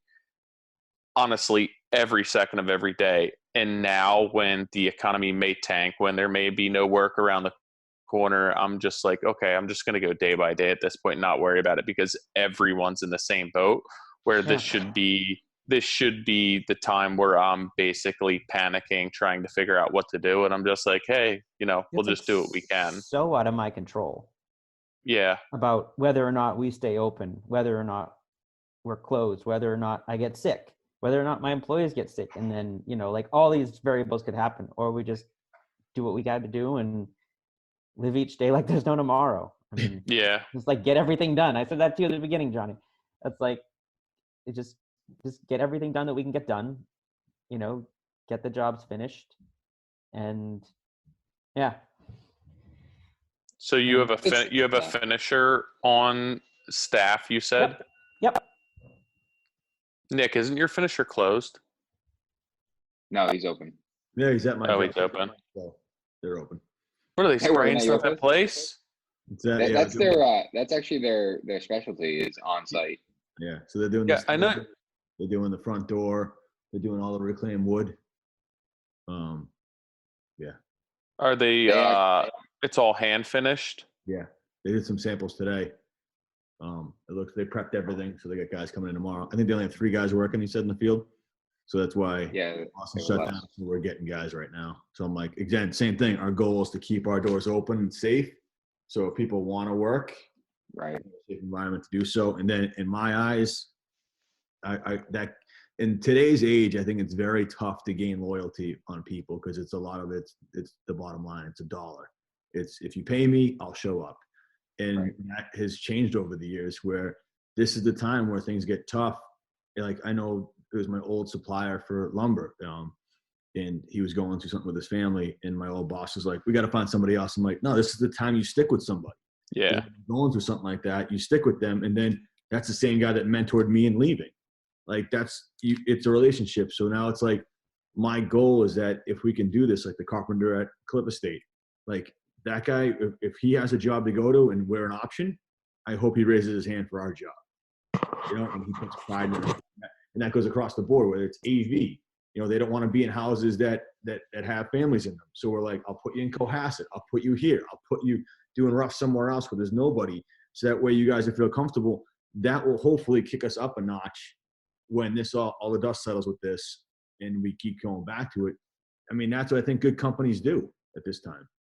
In my mind at the same time as racing on this unknown as being a planner, Tyler, like we plan everything and try and see the future, and having this unknown of not knowing and it's always changing, it drives you crazy. And I'm just like, you just bury myself into a job site because I don't want to deal with that. And then on the flip side, it's like every time I talk to an investor, I'm like, what should we be doing right now? Mm-hmm. Right. Like I skated last night and we're sitting there. It's like, do we buy stocks right now? Like, what's the deal? Like Apple went from like $1,000 to $200 a share. Like, not that I'm buying a bunch of it, but just saying, it seems like the time to go in. It's like, what do we do right now as contractors, carpenters, business owners to actually gain some wealth beyond working our asses off for clients? Is there an option for us to dive into that? So like we dove into our 401k project for the company to be like, hey, times are tight, but should we really institute this to make it happen? And like my landscaper, he needs guys to work. So we're bundling 3 projects and all the exterior work. So if they want to slide in there and do that work, he's keeping his doors open and his guys have jobs. That's really the root of the whole thing, is just to try and put people that need to work in a place where they can make money. Is there a concern that people, what about like the client trust or like them not paying? Like, do you think that's heightened? Well, I mean, yeah, I mean, I think when we're invoicing, I'm not asking people for money. But I mean, it's funny. Everyone is asking for money, can I get a check every week? It's like, dude, just because this happened doesn't change how we operate. You send you have to invoice for it and then we get paid. And we're trying to do our best to kind of get everyone paid in a quicker fashion. But I mean, I think the hardest part for us is like banks, they're not working, they're not doing inspections. So like our investors and our clients know that if you want to keep this truck going, you have to be able to do something. So they're calling and saying, hey, can you make sure that inspection happens tomorrow? If you need somebody or gain access or open it up and confirm that no one's there, we'll do so. But I mean, checks are coming in. So I haven't seen that. And I think it is good faith. I mean, the hardest part about this is making sure that you invoice for those products that you're buying on lead, not just going, I'm scrambling, I'm buying all those cola stuff. And then you never invoice for $15,000. That's the thing. Like even we just put a bunch on the credit card for appliances because I just don't know what's going to happen. So I want to make sure I get the deposit. So they're tagging all of our appliances in the warehouse that they're ours. We put money on it. It's not like a stone where you go there at a countertop place and be like, I like that, hold it. that's not really on hold until you pay for it. Right. So it's like you have to put money up, but you have to be invoicing. So yeah, we're probably putting more time into invoicing right now to make sure we're on that and we have cash flow, because you really can't let things go at this time. The float's gone. Yeah. Yeah. It's just the uncertainty is, I mean, Dovi, I think you said it. It's the fact that everyone's going through this helps with the anxiety. And Tyler, like you too. It's like, it certainly helps, but you know, at least for me, it's then my mind drifts and forgets that it's everyone. And then I'm focused on what's going wrong, like what I'm dealing with, my like trying to keep my family happy and do the right thing by them. And then keep my guys working and happy and do the right thing by them and my clients. And it's like, John, I think it's like during the day it's all funneled right to like you. Mm-hmm. And then it's like we have a conversation. Someone's like, "Yeah, but the whole world's on doing this," and you're like, "You're right. Thank you. Like, thanks for reminding me, because that gives me like a minute of breathing." You open up to the rest of the world, and everyone's opinion is different. It's Yeah. Right. It's like I don't want to hear everyone's opinion. I want to read stuff that's not from the news, but from studies or whatever else is happening. So that way I have a good, and it's funny, I lean on some of the investors we have that have good information on what's happening to be like, what do we do here? And he's like, no, I mean, like one of my investors sold gold and then his other business is in the healthcare. And it's like, dude, did you see this coming? Like, how did you figure this out years ago? Like, this is what you ramped up for. So then you ask these guys and he's like, no, I mean, there's less risk. I don't want to be told a story, a fairy tale either, but it's like, I guess my question, I'm going to jump back before I make another statement, is, Nick, what are you thinking about the whole family part of this? Because that's key, is we're talking about the business, which is our work family, but like, what are you does your wife think that you're putting your kids at risk by going out? She thinks I should shut down and that I should be, anyone that isn't swinging a hammer should be working from home. And I don't disagree. I don't think I can work. There's two things to that. I don't think I can work from home. I've tried it before. It's very difficult. I got two little kids running around. I get my wife downstairs and one of them screaming and crying, and I'm just ignoring them and working upstairs. Like, I can't do that. You just described every household right now. I know, right? And it's like, yeah, and it's like, oh, boo-hoo, Nick. Like, you're like, everyone else is like that. I just know, like, no, but you're right. And then the other side is, I'm the captain of this ship. Like, I'm gonna bunker down in my house and stay safe, and the rest of my guys aren't. I know you can't do that. And I'm like, that's just not fair. Like, if the ship sinks, I'm going with it. If I'm putting you at risk to be on a job site, at risk in quotes, air quotes, then I should be out there too. And if I'm not going to do that, then I shouldn't have anybody do that. And I was like, Mike and Nick, I'm like, do you think you guys could work from home? He's like, yeah, if we have to, absolutely. But I don't want to. Like, my wife's home or the kids, like, I'm not going to be able to get anything done. And I want, like, this is an opportunity for us to get ahead and get stuff done and get our systems fixed, like cleaned up, or, ahead on some of these projects, or pre-construction, or estimating the jobs that we have coming down the pipeline. Like, we should be taking advantage of this time. And then it's like, but then, and it's like, and I got guys in the shop that I need to be there with it. Like, I'm working with them. Just because I'm not out there running the saw doesn't mean I'm not working with them. Or my guys in the field, it's like, there's questions. Like, I'm on site. I'm probably the only one, like maybe Mike right now, because his project shut down and he's doing, pre-con and in ordering stuff. But other than that, it's me. It's like, I could be working from home. So, and that's tough. To speak honestly, like, I didn't sleep last night because all night I thought about, should I be shutting down?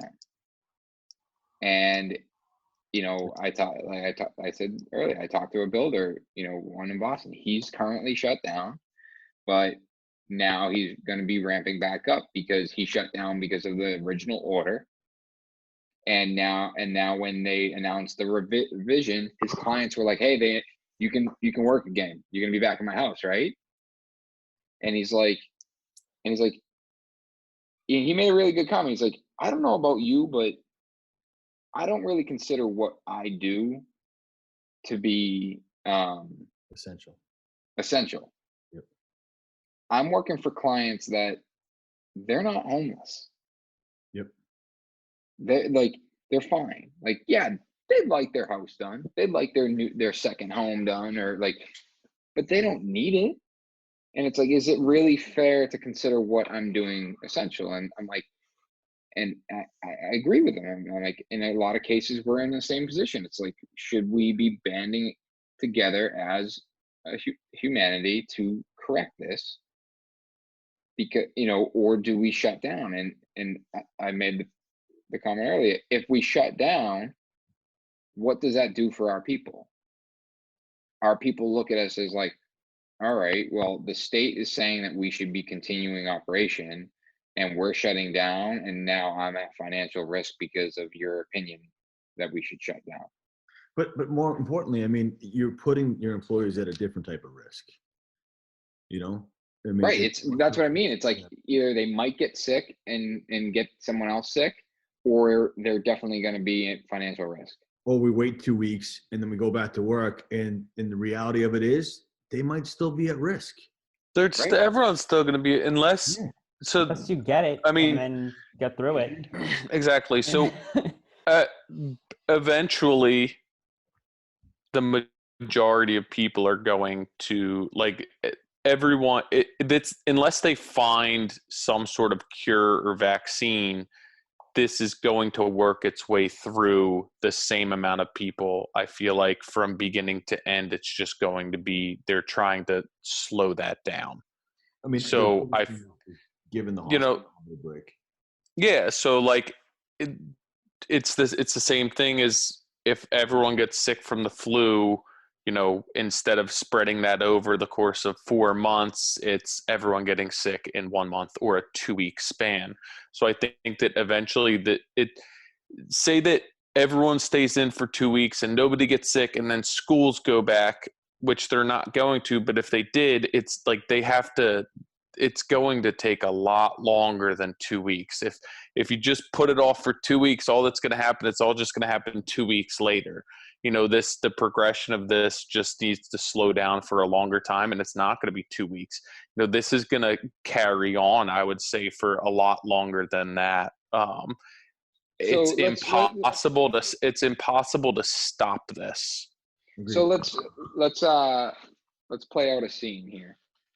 Oh, we role playing? Who are you? Yeah, role play. I'm Nick. You can be my wife. Oh no, let's not do that. Okay. I shut down my company. Tomorrow, guys come in, hey, we're gonna shut down. And these are the options. We can do an immediate layoff. And you know what? I don't want anyone losing health insurance, so I'll float the health insurance. Okay, we're gonna ride this out till April 7th. April 7th comes around, probably, getting low on cash because, we pulled back payroll, but it was floating health insurance, making sure these guys didn't lose coverage. Come back to work. State says, you know what? It's April 15th or April 21st now. It's like now. Slow bleed. Right. And this is what I keep playing out in my head. It's like, you do it now, you make the cut. Maybe we go back to work on the 7th. Tyler, to your point, not gonna be the resolution. It's gonna be much longer than that, because if we stop now, the majority of people still aren't stopping. Mm-hmm. So we come back, and then then they say now it's shelter in place, and now we've bled money for 2 weeks, and now we need to bleed money more, and that's where it's like this continuous shelter financial risk. You're forced to do the layoffs now, My question to you is, do you, I hate to say this word, is prioritize who in your company based on families and needs for this stuff? Like, you know, people with kids and all this stuff, and maybe their wives don't work and this is their only means of income and health insurance. Like, how does all that relate into your decisions on a crew that's that size? I think I've had some real conversations with some of them, and just like, hey, give me, if this shakes out the way that it sounds like that it might, and we have to do layoffs or shut down, like, what do you need from me? And some of them, are okay with, not, I know a lot of people are gonna, a lot of these guys are gonna listen to it, so I'm not gonna use names, but like some of them are okay with waiting it out, not getting paid. Some can't. Like some, like some need an income. Some don't need health insurance because they could, ride it out. Some absolutely need health insurance because God forbid something happens. Yeah. So to your point, can you prioritize it? I think yes, but to what extent, I don't know. To kind of play devil's advocate in this, it's not necessarily my opinion here, but there's no way of seeing this coming. This isn't something that slowly came on and you could plan for this. Your employees could plan for this. I think that a lot of your employees are in the exact same position as you, where what do they do? Do they continue to work? They need the money. Will unemployment cover them? Will they have health insurance? But as John has mentioned many times, there's lessons to be learned here. Should there be a secondary plan in place to plan for something like this where, hey, I'm on my wife's health insurance, or Nick gives us health insurance. What if something happens? What if I get laid off? Because I truly do feel that no matter who you're working for, everyone should have a plan in place to be able to survive if something were to happen with their employer. So while I do feel as though you are responsible for people, you can only be responsible to a certain point. Sure. Every decision that you make can't be based on the well-being of everyone, especially in a situation where this blindsided everyone. And it's not just you, it's not just two people, but I think that there's something to be said for companies where if somebody came in and said you can't work, honestly, and I had a company and there's busy work to keep people busy, but I would rather get everything in order to be, hey, this is what we're going to do. We're going to shut down and we're going to open up when we can kind of hit the ground running full steam ahead. Because if not, like, realistically, all the hurt's still there. All of those cuts are still there. You're just prolonging that, which is probably hurting you more, hurting your employees more, and your company's going to have a more difficult time to bring your head back above water. So I agree with that statement, but the problem is, I'm sorry, I'm cutting you off. The problem is no one's telling us not to work. Not yet. Yeah. So right. So then the other thing is, can you work productively? Yes. Do your customers want you in your home? Yes. Do you think that this is going to slow down where it's going to be costing you money on every job that you have going? No, that's the calculated move, is that everything we're doing right now has to be billable. Yeah. If guys are working on pre-con, they're working on a pre-con job for a job that we have a retainer on, billing against a retainer. It's so that the cabinet shop, we secured a big job that will take 3 months to build. Right as this all happened, we contacted, hey, listen, are we still good? Yes. Boom, the down payment, that secures the shop. Everyone is billable at that point. anything that is not billable, then we won't work on it. Like we're not touching it. So to that point, yeah, like that was the calculated move, is to make sure everything we are doing is not costing us money. Looking at, what are some of the expenses that are probably luxuries? What can we get rid of? Are we, I went through our entire software subscription list yesterday to make sure we didn't have shit that we didn't need. Just clean the shop. I mean, there's always expenses we can get rid of. What's that? Clean the shop yourself. There's always things you can do. She was signed up weeks ago, and I forgot. No, with both of you guys talking, I think it brings to the point of, I know we're taking this on our shoulders, but I mean, we always talk about the culture of the company, and if we take it away from us and put it on the company names more, and say, hey, what's it going to take for Vintage to survive this? What's it going to take NS Builders? It's not like you lost all your work. It's not like, something catastrophic happened, God forbid, that prevented you from doing the work. That was something that wasn't affecting everybody else as a whole of the nation. Yeah. Just how do you do it as a team, meaning this is for the culture to survive, that we can all go back to.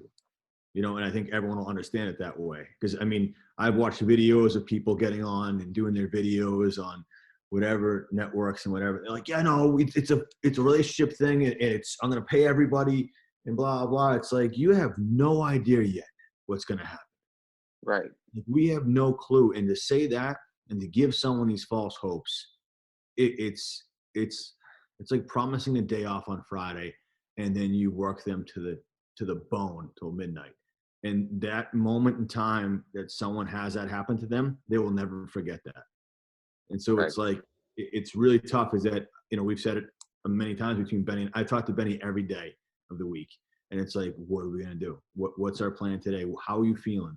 What's the, if not about today, it's about like what we think the next 2 weeks have in store. What do we want to do? What's the best route of action for the company and the guys?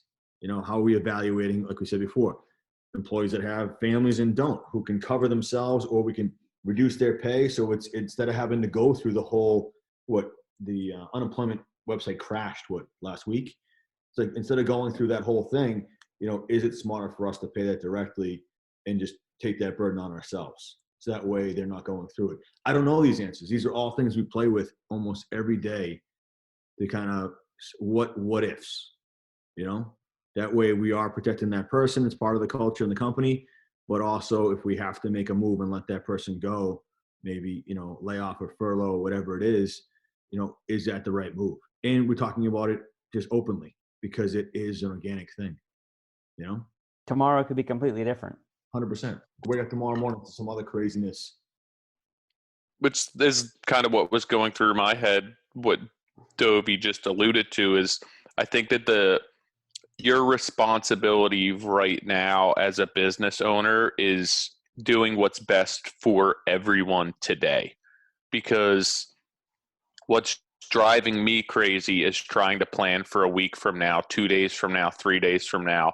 And it's, with my company, it's manageable for me to be doing that. And I think the biggest burden for you right now, Nick, is going to be every day reassessing and re-inventorying and seeing what you have to do. And I think that everyone in your business has to know that that's where they are, that's where you stand. And tomorrow it may completely change and everyone may need to get laid off. But day by day, you just need to keep everyone's best interest in mind from a health standpoint, financial standpoint, family standpoint, and everything else, and just continue to reevaluate the situation because we don't know where it's going to go. But I think that that's going to be the burden that you should be bearing at this point for your company. Yeah. And I look at it this way, is like, there's going to be a point, I feel like, that, I hope this is not the case, but that we will probably have to shut down. It feels like it's inevitable. Right. We don't know and when that's why it's like we're trying to, like, that's why I feel as though I'm trying to ride this wave until we have to shut down. Yeah, same here. Because it's like, when I do have to shut down, it's like the longer that we're shut down, the less that survival rate becomes. Yep. So if it's inevitable and it's probably going to happen, then great. I'm going to wait until the last hour. You know, it's just super tough. No, I'm 100% with you. And my biggest fear in this whole thing is that you got painters. I'm not saying it's a hierarchy, but you have guys that do live paycheck to paycheck that are under our umbrella. Most people, like it's I would say it's staggering the amount of people that are relying week to week, month to month, whatever it is. We're also letting them make those decisions. We're letting those employees and those people make those decisions of when they want to come, if they want to take that risk. Yep. Coming in, working for us. Right. And now my entire crew wants to come in. But I guess if we take it off of us and we put it under our umbrella of subs, those are the guys I worry about, because I feel like they're reading the stuff the wrong and they're interpreting it the wrong way. Oh, you got to take 2 weeks and there's a stimulus package. This is all going to work itself out. If it doesn't, and you get blindsided by this, what's it going to do? And I'm just like I said about the painter earlier and my other painter, it's like, guys, this is not going to just be over. You know, it's crazy. Like the inspection thing, I just got an email a minute ago from the city of Wellesley, town of Wellesley, that they are over whatever it was. I'm trying to remember it. I'm looking at my screen. Is that the state of emergency, the essential businesses supersedes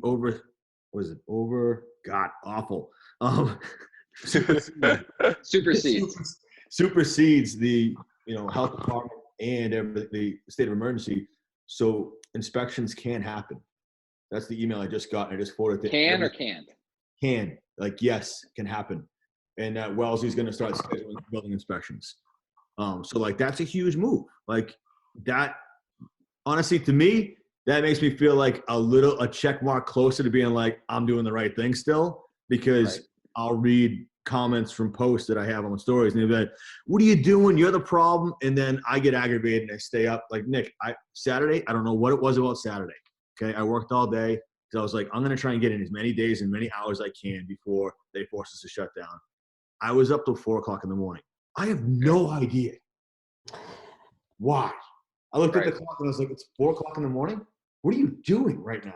I wasn't watching the show. I wasn't, doing anything on. So I was just literally thinking. Yeah. I wasn't on my laptop. I cannot. Dude, I was laying in bed and it was like, oh, I must have to get up. Nope, 2:30. Nope, 3:30. Nope, 4:30. I'm like, you know what? I'm just gonna get up. Dude, I was just like, and then I'm more like, but you're so to bring it back to the comment that like my electrician made, you're building houses, people are moving into them. We're renovating houses. Is that totally unrelated? Like, yeah, it's the same industry, but doesn't matter. Like, people can live there anyway, or are we the problem? I think so much of it is what, they're trying to limit everything and they're putting rules in place that are spanning and basically all inclusive. They can't go through and say it's only this type of construction working on this. They're just putting this stuff out. I think that it's up to you to ensure that you are not basically spreading this to the masses. Schools are closed. Anywhere there's no movie theaters, there's no malls. There's certain stores that are open, there's certain stores that are closed. Basically, they're trying to limit the exposure of this. You're not going to work and having 150 people walk through your door a day that are getting exposed to every germ. I personally feel like our industry, whether you want to say it's essential, not essential, unless I think commercial projects are probably different, but there's reasons why those should proceed. But for residential construction, the amount of exposure that we have is slim to none. You know, there's no stopping this. It's about slowing it down. You know, a nail salon somewhere where they're cutting their hair, restaurants and everything else where there's like, it's meant for the public to come in and visit your store. I understand why those are closed down. Right. I don't know whether what we do or what we don't do has a massive impact on this.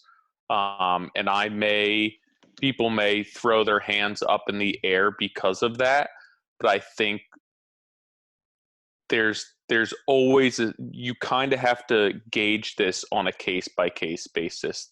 Everyone's going to put rules in place that are all inclusive and kind of span the horizon there, but I think that it's up to you to kind of interpret that and ensure that you're being as safe as possible. Right. You know, to kind of say what you're saying, Tyler, like, it's up to us to basically be role models for the industry. I mean, you guys mostly, but me too. But if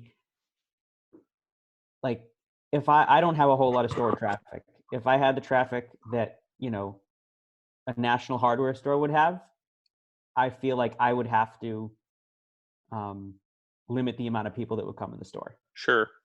I feel like there's going to be a point where we're going to say the store is by appointment only, even though we're under full, we can be open probably under any circumstances because we're a hardware store and supplier for that, you know, for certain industries. There is a point where, you know, we will hand product through a window to customers and wear gloves and not let people in, but you can still get what you need. We'll still be open, can still service the industry, but we have to make those decisions in this new climate of how to proceed. And it might be like no more than one person in a room at a time. And it might be that, you know, you have to limit the amount of people that you have in the shop. It might be that you can only have one sub in a house or in a room at a time. And that's the rules that you're making to stay open, to keep the economy going, keep our economies going, our individual bubbles of economy, so that, you know, I have a place, my employees have a place to go home to at night and be able to put food on the table. So I have a place to go home to, you know, and like all these things. We have our own individual things, but we have to make rules that make sense so that we're not impacting anybody. I mean, even to think about if they wanted to really truly nip this in the butt, even as far as the construction industry goes, like close down Home Depot, close down Lowe's. There's if it's open for emergency, that it should be okay. You can sign up with them to get an account and they can either deliver or you could pick up. But like the amount of people that go in and out of Home Depots across the country is going to be way more than any of our job sites combined. I mean, we can limit our people from going to Home Depot. We can say, let's try to have everything order for store pickup, where they're just going in and getting stuff that's been picked already and ready to go. Right. If that's what you're doing, you know, I know that, I mean, Chris over at Cape Cod Lumber, we talk a lot, and what they're doing over there is nobody can go in their showroom. People don't get out of their trucks at all. They just go through their drive-through and they get loaded, and everything's prepaid. They drive through, and that's how they, you know, limit exposure for their employees and the showroom and the, you know, all the employees. And I'm okay with that. Like, I mean, realistically, that company or people doing it that way are people putting basically safety precautions in place while continuing to do their job. I'm not going to tear apart. I'm not going to judge them for it. I think that anyone who is, I think that if people told you to shut down and you continued to operate, then yes, I think that you're going against what everyone's saying to do, and you're now putting people at risk and you're not doing the right thing. If you have not been told to shut down and you're putting the proper safety precautions in place and you're doing what you believe to be right, people can't really judge you for that. If they do, that's on them. You do talk about, improving and trying to be one step ahead of everything. And that can be the thing to do, is to be to be the company that puts all these precautions in place. And that's how you're getting through it. Yeah, I don't think we'll have the answers to this, and I don't think it's going to happen anytime soon. But I do think as long as you're playing by the rules and you're doing what you believe is right, and your customers and your employees and everyone else you're not going to make everyone happy. You're not going to. What you're looking for is this perfect scenario to make everything work out, and it's not. That's not going to happen. It's not going to happen at this point. So we all just have to figure out what's best given our unique circumstance, and it's going to be job by job, employee by employee, day by day. But I don't think that we're going to find this like loophole in the system that's going to get us through this unscathed. I think to good. I was just saying I don't want one. If they told me to stay home, I'd do it. I'm sure on stuff, and I never accept it. And the clients would accept it because it's out of control. I think the hardest part of this is that, on my end is like this uncertainty, and as telling Benny, I feel like there should be a weight off my shoulders because there's kind of an open schedule and it's allowed because of the situation. But yet every client is at home doing nothing. Yeah. And they want to be like, yo, so what's up? What's up? And I'm like, nothing. I've been on the phone all morning because Baker just told everyone to go home. And it's not really the facts because no one's digging into it. And I lose 4 hours. I remember Monday, it was 5:30. And I sat down and I'm like, how is it 5:30 already? And you're like, what was it? And my phone is just glued to my face all day. And it just, I don't know. And then, my buddy Rockwood from Wells, he's like, he goes, can you believe this? I had a guy drove by my site today, 3 guys outside in ladder stripping siding, spaced at least 6 feet apart. Guy yelled out the window, stop working, you idiots, and just sat there and stared at them. It's like, dude, I went to Home Depot the other day with gloves on, I have gloves on, and I'm walking around, and there's 50-year-old people there. There's people there with their kids. Nobody's got gloves on. Everyone's touching stuff. And I'm like, but people are going to throw knives in my direction. But yet this is still happening, and you guys think it's okay. I'm not going to say boo. I'm going to stay in my lane, get in and out of Home Depot. And I had another kid hit me up the other day because I did that story about, you can work, blah, blah. And he's like, dude, you're using social media for the wrong way. And I'm like, I'm clarifying what I know to people in case they want to know that. And do their own research. And he goes, Home Depot was packed today. And I'm like, that wasn't because of my story. Home Depot should be cutting you a check. Yeah, I know. I go, how often do you go to Home Depot? Like, is it an everyday thing? This should solve, like I said before about managing.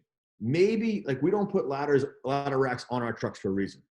I don't want ladders. I don't want you picking up that length of lumber. I need you to order that in a timely fashion. Same thing. If you're going to Home Depot every day for your material, dude, you got to rethink something. This is an eye-opener for that. Most people I saw at Home Depot were homeowners looking to do odds and ends, picking out vanities. It's like, oh, I have time off. I'm going to do this project at home. So contractors aren't allowed to go out and work, but then you have every homeowner in the world going to Home Depot to knock off their honeydew projects. Right. What are you guys thinking about security for the sites? Like things that have to be shut down. Like I know Benny and I talked about this. We're going to get our Arlos and relocate them on most of our job sites that have limited people on them, just to be safe. Not that I don't trust this world, but I think you have to. Thankfully our sites are secured. People live in them. Yeah, I just worry that we're going to relocate all our Arlos and kind of shake it out that way. Yeah, it's probably not a bad idea, especially if things go south, that you have already everything in place, or you're not trying to scramble after the fact. I mean, Well, we'll have a different story next week, I'm sure. Right. Yeah. or when this posts. Honestly, if it's a Crazy. different story, that's cool. I just hope it doesn't get worse for people. Like same thing as last week. I think, being able to help people that some kids go to school and that's where they get their meals, and not having that resource anymore, and it being extended, that this is going to cripple people beyond just this industry and what we're talking about and this selfish conversation that we're having. But it's, look a little deeper. Like I think I texted yesterday, I'm like, call your parents. Like I never did a great job of calling my mom, but like I set her up to work from home, blah, blah. And I'm like making sure that she's not freaking out, because this can be a super stressful time beyond just us and running our companies. It's, my mom would be someone at risk for this, that it could do damage. And we can't, and it's a hard judgment call to see them. Yeah. I just like, said, we can't, like my parents live 10, 20 minutes from me. Yeah. And, if I want to leave something for them, I kind of supposed to leave it on the doorstep and run away. But the same thing. I was like, Mom, it's funny. I had my wife. You can return all the shit that you sold. Yeah, there you go. But like, I said to my wife, I go, Mom, babe, call my mom and just see if she needs anything in the grocery store. I don't want to go in there. Like, I'm serious about it. That's where you catch this crap in my crazy mind. And my mom then calls me and goes, I can go to the grocery store. I have like my own time. Like it's like a VIP thing. I'm like, yeah, that's not the fucking point. Like there's a million people walking through that place, touching stuff. That is where the risk is in my eyes. And just like, I take all this heavy heartedly. And yet my mom's just like, yeah. And if she's doing that, then I have to multiply that by a lot of people in her age bracket and doing the same thing. And I'm like, yeah, because they went through serious, they were people, the generation older than us, enlisted in the military and had to go to work while people were shooting at them and blowing them up. And they're like, okay, there's this sickness coming through and everyone's complaining that they can't work. Yeah. And we see it on social media all day. And we see it, we're used to this live stream of things, of just like bad news after bad news after bad news after bad news. And it doesn't make it any better. I'm not saying it's not bad, but like, we're just we're just so used to just this live stream of news. And I feel like they aren't. Yeah, I mean, personally, I'm just gonna, what I said last week, I'm still kind of sticking to, and things have changed. We've kind of adapted, and I'm not hung up on how much we're getting done. I'm trying to be as efficient as possible, but we're going to keep moving forward until we can't move forward for whatever reason that is. I mean, there's a plethora of reasons why we would have to stop what we're doing. But until then, we're just going to continue to take it day by day and keep going forward. I mean, I know that for me, it's like, I'm here every day to make sure that things are running well in the shop, making sure that we have customers, making sure the products are going, making sure the CNC is running. But I know that if I get sick or if my employees get sick, which means we're all quarantined, yep. And everybody in our circles probably are quarantined, but like, that's going to also be the time where now I have to be at home, and now we're going to adapt in that situation. And we're going to figure out ways to work at home, and we're going to be, it's going to be a new normal. Yeah. Like we'll cross that bridge when we come to it. And I'm looking forward to that too. It's like now, we won't ever get to see each other all day, and, she'll be working from home. I'm working from home, figuring it all out together. It's like you can hope that won't happen, but it seems in this world like it's going to. What keeps bouncing around in my head is that I have this thing play out there. It's like, all right, you sit out for 2 weeks and then they make it 4 weeks, and then you get out of it and you're safe to work, and then you get the virus. Oh yeah, that's what's gonna happen. It's just slowing it down. But that's that exact story is what races through my head every single day. And I'm like, that's an 8-week thing that no one in my company, like that means the company shuts down and then it is on me. Meaning that when everyone's safe to work, my clients will go, where are you? And we're quarantined. And then there's this kind of like, we need to find somebody else thing. Because you know that when that table gets turned, they're going to want to get their stuff done. That whole loyalty thing's gone. And that's what I play in my head every day. That's what gets me up to take these precautions, because I think this might just be a way we look at life going forward. Our kids look at it this way where, hey, you know what? You do have to wash your hands more. We took it for granted what happens every day. And that we do have to, be cognizant of it. I don't know. Dovi, appreciate you being on the first Zoom party. Yeah. For the Modern Craftsman. Do you know Harry Potter? Did you get an autograph? No.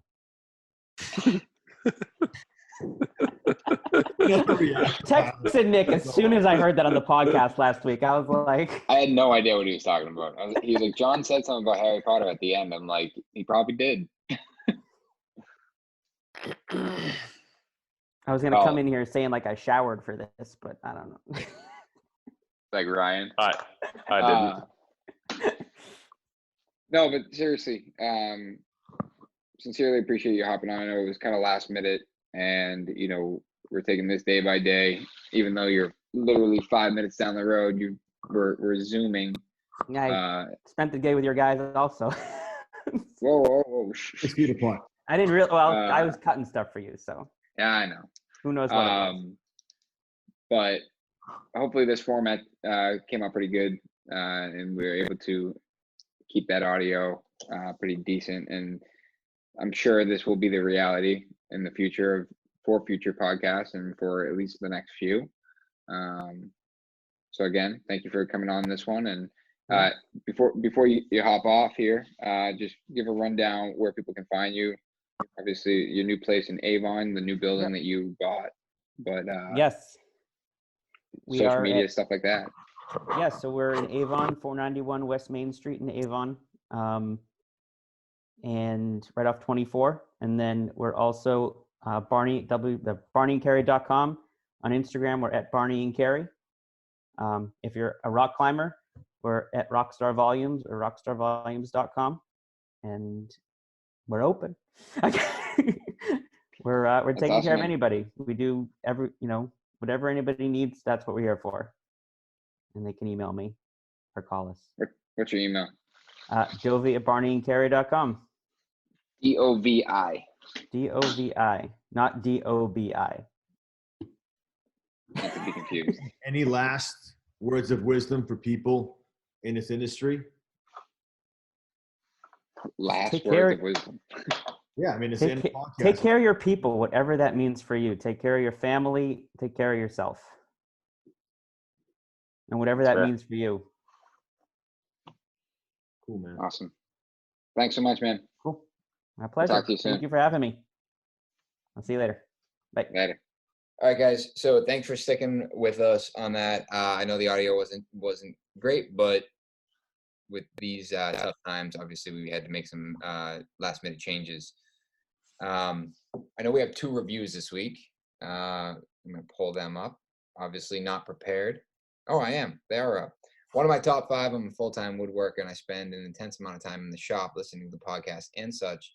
I have 5 favorites, and this show is one of them. RJ Hemme. And then from Gabe's Computer, the range of topics and knowledge is the best out there. Marion is better than Cape. Episode 94, obviously referring to something I must have said about Marion, because I know I used to call it the Cape House, and now that I'm an adult, everyone tells me it's not the Cape, it's before the Cape, doesn't count. So I must have made some sort of past Braintree's the Cape. What's that? Anything past Braintree's the Cape. I lived on the Cape my whole life. Next week, guys, we have Gary Katz on the podcast. Very excited about that. We've been, trying to get him on for a little bit. What? Legend. Yeah, he is. If you guys don't know him, I would say that you should look him up. He's been doing, all those carpentry clinics for, years. Hey, we're standing on his shoulders. Yeah. For sure. So make sure you stay tuned next week. And in the meantime, you know where to find us. Keep sharing, and we'll see you next time. Thank you.